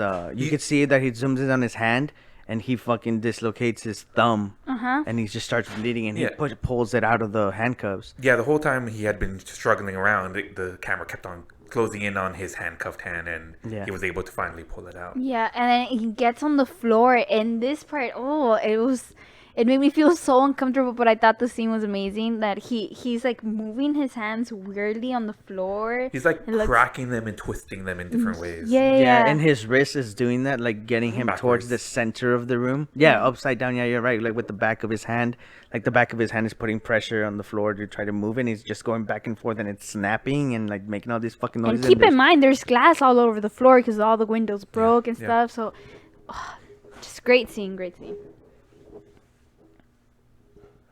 Would this be a spook? I feel like this is all one giant scene, though. Yeah. This is all just one giant spook scene. For Lorraine being chased by Ed with a sledgehammer. Okay, That's one fucking spook and And then That's a real life spook, dude. You're about to get your fucking head bashed in. by your by husband, your husband. Yeah, no, that's terrifying. And now give this whole scene of the Arnie Arnie. being. so 2 spooks, one for each one of these Yes. in this double scene where it keeps on going back and Yes, forth. I agree. And then it gets to the point where Arnie finds a giant piece of a window, and he gets it, and he stands up. Yeah, And it's a glass shard in Yeah. the shape of a knife, basically. Yeah. Think of that. And then the background, you could see, well, the priest is obviously praying, and you could see the guards trying to get into the room, but they can't. Please help him, guards! And Arnie's just kind of convulsing. Now he's standing up and he's just twisting all his bones in different ways. It cuts back to Ed and Lorraine. Ed is still doing the same things. Smashing. And Lorraine is like, this is wrong and you know it. Back to Arnie, and now he's actually twisting and He's levitating levitating. into the air. And he kind of pulls his arms back and screams and shouts, and I guess it's the moment where he's fully under the witch's control. Poor Yeah. priest, he's trying his best, And he's but crying, dude. Like, Yes. there's tears in his eyes. No, because I mean, he's not holding anything back. yeah. He's actually just there to be killed as the holy man, right? Yeah. But well, I assumed he was going to be killed as a holy man, but no, the real goal of the witch here is to get Arnie kill Yeah. himself. Yeah. At this point, Arnie holds up his hand, the one that has the piece of the window, and you have Debbie screaming, "No, Arnie, no!" He immediately puts it up to his neck, but Debbie is able to grab his hand before he kills himself and holds it down with her whole body. Yeah, don't do this, Arnie. I love you. And the glass is even poking at the neck, just leaving Yeah. little marks as he's Yeah, he's trying to stab his neck. Yeah. Cutting back to Lorraine and Ed. Ed is now smashing through these statues, trying to get to Lorraine, trying to, I guess, hurt her under this possession that he is. Possessed by the witch, not any sort of demon or anything. Yeah. And again, Ed, remember me. And now you can see kind of struggling coming from Ed's face, kind of tears in his eyes. Super sweating. He's getting recollections of meetings. It's like Lorraine she again. tried to turn you against me because she thinks that our love is our weakness. Cutting back to Debbie and Arnie. Cutting back to Ed and Lorraine. But it's not our weakness. It's not. Lorraine looking up at Ed. It's our strength. It's a vision of when they first kiss, which is the first night in the gazebo. Now open your eyes. And this is where we see Ed come to, and he gets the sledgehammer and he's about to slam where Lorraine is, but Lorraine was actually leaning on the altar itself, and he smashes the altar in half. Yeah. Fully conscious of what he was doing. Yeah, Yeah. clean in half. And then we get a gust of wind pushing everything away. basically implying that the altar's done. That's it. The curse has The been curse broken. has been the broken. curse has been broken. And now back to the prison. Arnie falls down from the air. And Arnie, are you okay? yeah, Debbie starts holding him, and now they're holding each other here. Oh my god! Oh my god! Shows his hands covered in blood because of the way he took him out of the handcuffs. Yeah. It's also the hand he was The hand he was holding that shard in, with. so it would be a bloody hand. He also was resting his hands on the glass when he was like. I mean, there's blood everywhere. There- dude. Yeah. There's should just be blood. fucking blood everywhere. Yeah. Cutting back to Ed and Lorraine, it looks like the dust is settling, and Ed is kind of shaken by what's happening, and Lorraine just kind of looks up at him like, "What? Are you okay?" And then Ed puts down his hand to pick her up. She grabs the hand and comes up, and they look at each other, and they look to the side now, Because they hear steps coming towards them, and it's the witch. which with a knife in hand.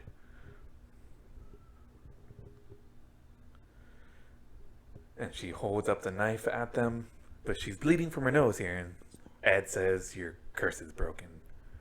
And now you can see that her hand, she doesn't control it anymore. She drops the knife and her wrist twists away. Now both her arms twist behind her. Everything's popping. It's like, you promised a demon a soul. Now her whole torso twists, and now she's facing the wrong way. And it cannot go back to hell without one. Now she's looking behind her. She sees the demon in the form of her With the coming up. yellow eyes. coming up to her, and she's just kind of drooling. She doesn't control anything anymore. Demon shouts, and you can see the demon's nasty demon teeth, grabs her by the head and twists Just the neck. snaps it back, dude. Just fucking snaps her hair back, Mm-hmm. her head And back, and The- She That's it. falls. her twisted body just falls limp. it's disgusting, dude. Yeah. Cutting It back took to the Debbie. it took the shape of the totem, by the way. The way her body was all fucking like Oh, yeah, I discombobulated or guess whatever so. you want to call it. It took the shape of the totem that it had. I guess so. That's Yeah. pretty cool. Cutting back to Debbie and Aaron. I mean, it's over. Everything's okay. It's over. I mean, he's still in prison, but Yeah, he's still fucked, right? He's still fucked. I mean, I mentioned this. They were trying to collect evidence the whole movie. They didn't record anything. But I guess what could help was that the guards the whole time were seeing through the bulletproof glass. Trying to get in to help Arnie. I guess that could count as evidence. I mean, if they want to use If their they want, testimony. if they and that's wanted. if they want to even testify. 'Cause Also, have don't they to. have cameras in those? I mean, it was in the 80s. Who knows? That's true. It was an old government building, like the guy said. It's a state Yeah. building. Yeah. So I who don't knows know. if they could even trust the cameras if there were any. As far as That's we have true. seen, we haven't seen any. That's Yeah. true. Okay, so it cuts back to Ed and Lorraine, and they're exiting through the Storm drain. storm drain that Ed had smashed through earlier. They get up and they both get up. They stand up, and Ed's like, "Hun, Yeah, it was too much climbing out of this hole. I forgot my I pills. forgot my pills." And he's breathing super heavily. And you have Lorraine kind of like, and she like touches her necklace, and She's she not scared. and she Yeah. opens it, and she has one of his pills there in the locket that Judy had given her in the first movie. Very cute. Super cute. Yeah. They should just leave each other's Dude, they're significant so others and just marry each cute. other, dude. Dude, And the They cops embrace. arrive. Yeah, the cops arrive. You can see by their sirens, and then police cars coming into view. A little late, if you ask me. yeah, a little fucking late, but I mean, I don't know what Drew had to tell him. Well, maybe he was on the phone with them for a while trying to convince them. Plus, how do you explain 2 dead bodies to the cops? Like, Dude, I don't know how they're gonna explain anything to the cops. Yeah. We get a scene cut because obviously they don't know what the fuck they're gonna tell the cops. And it's Ed walking into the artifact room that they have, At and their he house, has yes. something covered. Yeah, in his house, and it's the chalice. It's the chalice that the witch had.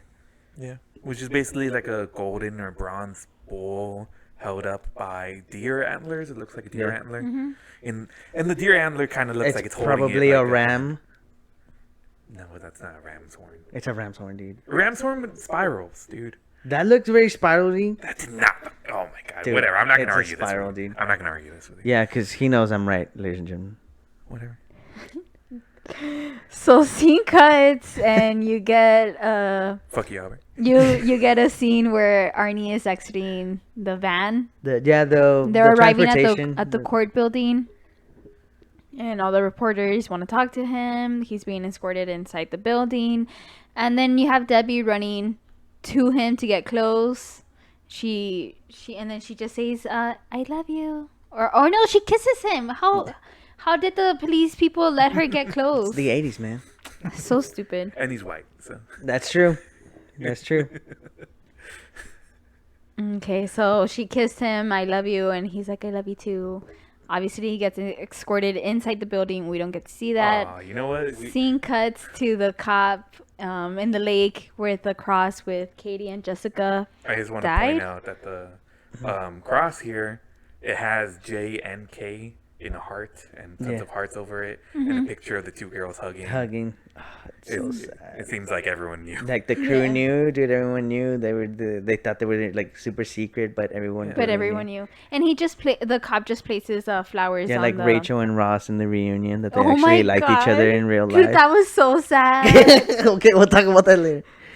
No, you brought it up. Now I'm depressed. Okay, so David Schwimmer and Jennifer Aniston actually loved each other. Oh no, they didn't They love each were other. They had a into crush on each each other. other. They were into each other, but they never got together. Like Because one of them was always dating someone.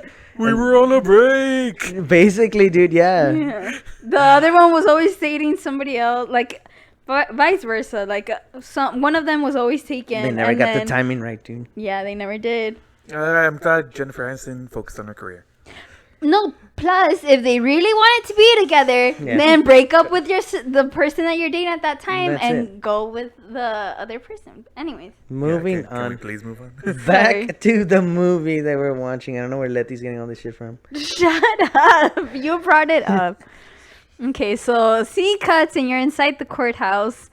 The jury has given The their verdict. The verdict, verdict to the and judge. I mean, yeah. to the Bailiff and the bailiff and the gave it bailiff to to the judge. Would the Bailiff. defendant please stand up? Yeah, you know it's gonna be good because you got music playing in the background. Brand new day. The Warrens are staring at him, and And Debbie's there with them. They kind of Arnie kind of looks at them. They look at each other. Text. On November 24th, 1981, Arnie Johnson was convicted on the charge of manslaughter. So, in the end, they didn't GG. actually pursue the death Well, penalty. yeah, because they Which didn't is good. record any evidence. Like Arnie served 5 years. He married Debbie while in prison. But which, by the way, manslaughter 5 years. That's not bad. He didn't serve any time, honestly. They are still married to this day. what can I say? Yeah, and then you get a super cute Unnecessary scene, but I Well, appreciate you it. guys need it, I'm sure. Yes, I appreciate it. You have Ed covering Lorraine's eyes, and he's walking her. By the way, they through have the matching garden. outfits. They do. They have matching. They have matching outfits, and they're coming through this, coming through the garden, I guess, where you can not really see what they're passing into. And then she, Ed, let's go, so she can see, and it's the cute ass gazebo that And they she had just hugs, like she like takes his hand, and she's like, and she like turns to look at him, and they look at each other. They're so cute. There's nothing more that I like to do. They're holding each other, and then they kiss. And I feel like they should have just kissed in the gazebo. Why didn't they walk into the gazebo? Because they're admiring it from the outside. I guess so. I don't know. I I wanna would say like the an gazebo Ed. was not there. 'Cause they're on They the- added the gazebo in post. Because they're on the outside looking in, dude. I just want to point out, I would like an Ed Warren. Like, that's super cute. He got her the gazebo. Okay, dude. Do we want to talk about this right here? Before the movie. Okay, Lety's crying, guys. Lety's fucking crying here. Oh, Jesus. Ed Warren, if you're out there, you know. The He's movie, not out there, dude. He Oh, already I passed mean, away. you're Ed Warren. Okay. Jesus. if you're reborn Ed Warren, reincarnated Ed Warren, Please like call and comment me the and emos subscribe. down below. The movie ends with some real footage of the Warrens. That's fucking and, great. Interview tape of the first interview they had which I really appreciate. Like, I know the first movie didn't have pictures. The second one did have images from the actual case. Yeah. And this one, we get an actual recording of the exorcism of David The Glatzel. first movie did have pictures. Yeah, it did But have it was pictures. just of the family, not like Yeah. the evidence that they captured. Yeah, okay. It had Yeah. picture of the family. Yeah. It was Yeah. pictures of the family, not Yeah, like yeah, evidence. yeah, And this okay. one had actual footage. Agreed. And one thing that we had a problem with at the end here, that the Arnie had curly hair. No. Yeah. These Why are didn't they real get problems, man. They couldn't get an actor with curly hair. What kind of fucking? They couldn't give this guy a fucking perm. I don't want him to get a person with real curly hair. It's so hard for curly hair actors to find work, dude. Yeah. Anyways, the movie was great. Yeah. You want to talk numbers on the movie? Okay. Yeah. Letty, you do this time. I do ladies and this because gentlemen. I messed up Yeah. and I wanted to look up who the director was, and I ended up seeing the budget. So I want us to actually guess the budget first, because Okay. usually we look at the budget and then we guess the box office numbers. This movie just came out, so Yeah. the box office numbers are not going to plus be it came out on accurate. HBO Max, so And it came out on HBO Max, so it wouldn't accurately represent it. okay. So I'm I gonna wanna guess say the budget. I want to guess okay. 120 mil. Budget, okay. And then you? I say 150. Oof. Okay, 39 million budget. Okay, you're the closest one over. And box office, it's not accurate, obviously, because. Yeah. All those things. Uh huh. Would you like to guess? What's it saying? Oh, okay. If we're gonna guess, We have to guess. I want to guess 200 million. I'm gonna say 350. No, right now, obviously, I'm pretty sure it's gonna go up. Probably. Yeah. But right now, it's at 57.1 million. What? Que asco. Okay. Okay. Okay, this movie was directed by Michael Chaves, Cool. Okay. produced by James Wan and Peter Safran, As always. screenplay by David Leslie Johnson, story by James Wan and David Leslie Johnson. And that's it. Oh, music by Joseph Bishada? Bishada? I enjoyed the music. Bishada? Sure. I don't know. Music was good. Yeah, I enjoy the music too. Background music was good. Nice and calm. Call me anytime. Call me. Great movie. Do you want to talk about the actual case? Well, okay. We had an article. Okay. We had a bullshit little Well, article. it's 'cause- Okay, here. we had a Wikipedia. We have a Wikipedia Okay, article. no, wait. Before we talk about the Wikipedia article, which is linked in the description, I know it's a Wikipedia article, but we're not writing a paper for our university, so who cares? If Yeah, you who want to gives a believe us, shit? then go for it. If you don't, then look it up yourself. The Wikipedia article has references. Yeah. It has actual references, which is I think is pretty accurate. Before we mention the article, I do want to mention that my brother looked it up, and he found that this had already been turned into like something. It was an episode of a haunting. Yeah, and it came out in 2006 or 2008. or something like Well, that. the haunting episode just covers the David possession. Yeah, it doesn't cover Arnie or anything, but Arnie, the real Arnie and Debbie come out. They're being interviewed, and Lorraine comes out. So Yeah. So it's a good episode. it was a good of episode. Acting could have been better, but Haunting. Well, I mean, it's a TLC show. So. yeah. Yeah. But good episode. Okay, so yeah, it was actually pretty good. We saw the whole thing. I mean, acting was shit, but I mean, it's one of those. You get what you Reenactments. get, basically. Yeah. I mean, the worst part was honestly the kid actor. But what are you gonna do? You can't get the kid from Haunting Hill House. So Great actor, dude. Okay. Okay, so let's go. Let's go to this little article here, which is the link is down below, like Lety has said.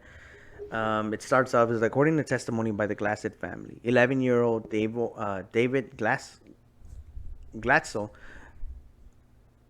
had played host to a demon after witnessing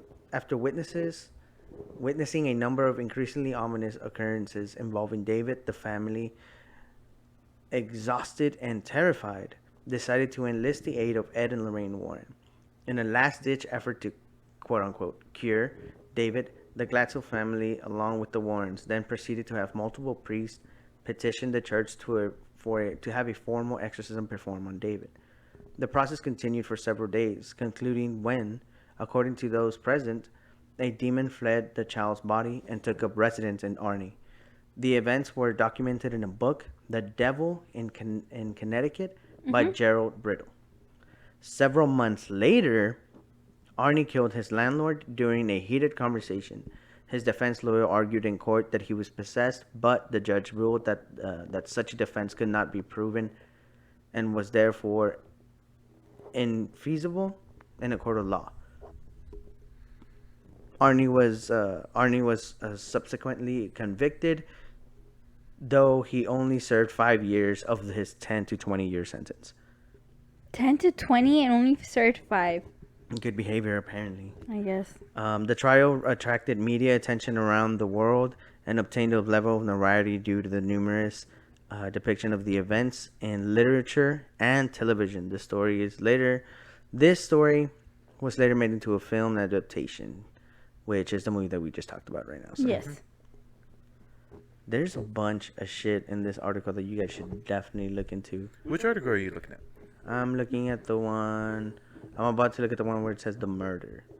Well, because I pulled up article that entitled "The Trial of Aaron Shanine Johnson." Okay, check it out. The trial, yeah, that's where I'm at. Yes, that's when you're reading. Okay, making sure we're on the same page. Okay.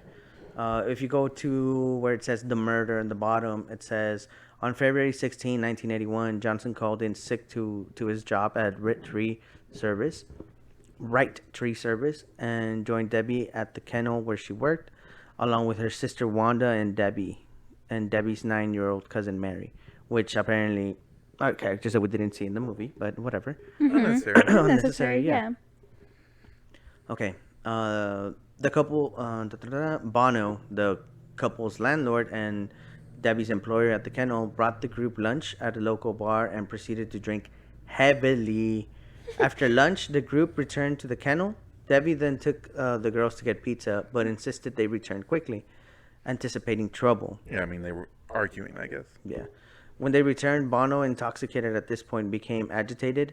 Everyone left the room at Debbie's arguing except Bono, who ceased to marry and refused to let go. Johnson headed back to the apartment and ordered Bono to release Mary. Wanda recounted the following events to the police. Mary ran into the car as Debbie attempted to mitigate the situation by standing between two men. Wanda tried in vain to pull Johnson apart. Johnson, growling like an animal, then drew a 5-inch pocket knife and stabbed Bono repeatedly. Bono died several hours. According to Johnson's lawyer, Bono had suffered, quote unquote, 4 or 5 tremendous wounds, mostly in his chest, and one stretched from his stomach to the base of his heart. Ouch. Yeah. Johnson was discovered 2 miles from the site of the murder and was held at the Bridgeport Correctional Center on a bail of $125,000. Yeah, so he was kept in jail. There was no way they were going to make up that money. Yeah. That's crazy. Apparently, it even says here that it was the first unlawful killing in the history of Brookfield. So it says right there even unlawful killing, because everything else was lawful. Lawful, yeah, dude. God damn it. There's your answer. Damn it. Yeah, and then it goes into a lot more detail. If you guys definitely want to check it out, definitely should. It talks about David Gratzel and his brother, Carl Gratzel Jr., actually sued the authors of the book. Which, by the way, Carl is not mentioned in the movie. No. Nor Carl in Gratzel the Jr. episode that we saw from the haunting. Was Carl the father of David? No, it just says that it's the his brother. brother, Carl Gratzel Jr. Oh, okay. So Arnie's father. I mean, No. brother. No, Arnie's brother. David's brother. David's brother. David's brother. Yeah. David Gratzel, the kid that was possessed. Okay. His brother. Yeah, David's brother was Yeah, not in this here. is a person that No. wasn't even introduced at all. Later on, apparently, they sued the Warrens and basically started saying that He said that the possession story was a hoax. There was a hoax concocted by Ed and Lorraine Warren to exploit the family and his brother's mental illness. At the book presented him as a villain because he did not believe in his supernatural claims. He asserted that the Warrens told him The story would make the family millionaires and would help get Johnson out of jail. According to Carl Gratzel and publicity, the publicity by the incident forced him to drop out of school, and lose friends and business opportunities. I want to read this next part here, Yeah. just because I think this is what he should have done from the beginning. I don't think he should have sued him. don't think But so either. apparently, in 2007, he began writing the book titled "Alone Through the Valley." It's his version of the events that followed surrounding his brother. I think that's the thing that he should have just done from the beginning. You just tell everyone your side of the story. You can make money off that you're not going to make off the book that Yeah, Lawrence is selling. because like how we mentioned earlier or before we started recording, we think he sued the Warrens because he wanted money. Yeah. Yeah, and that's it. No, and it's obvious, like, because he comes up with the lawsuit when they're re-releasing the book, Mm-hmm. and so that's super fucking sketchy.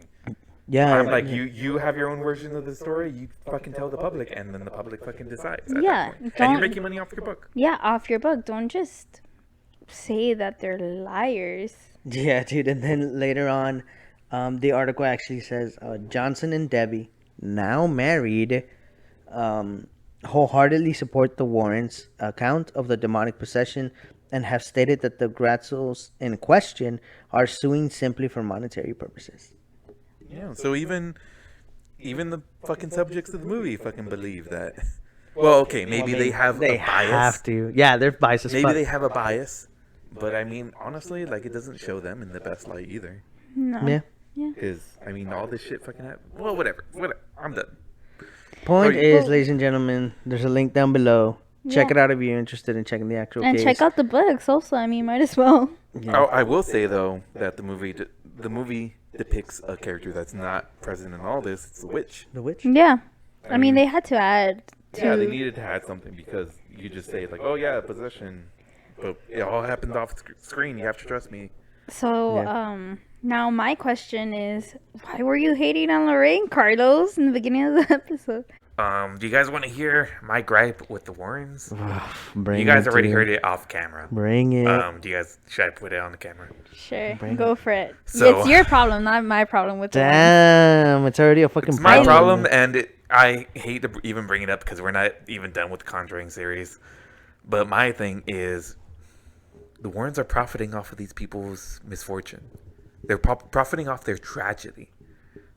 Like, of course, they're helping them in some way. Sure. I mean, at this But- point, is it really the Warrens or Hollywood? Because the Warrens are gone. I mean, the Warrens And are I don't getting, think Judy is getting any money.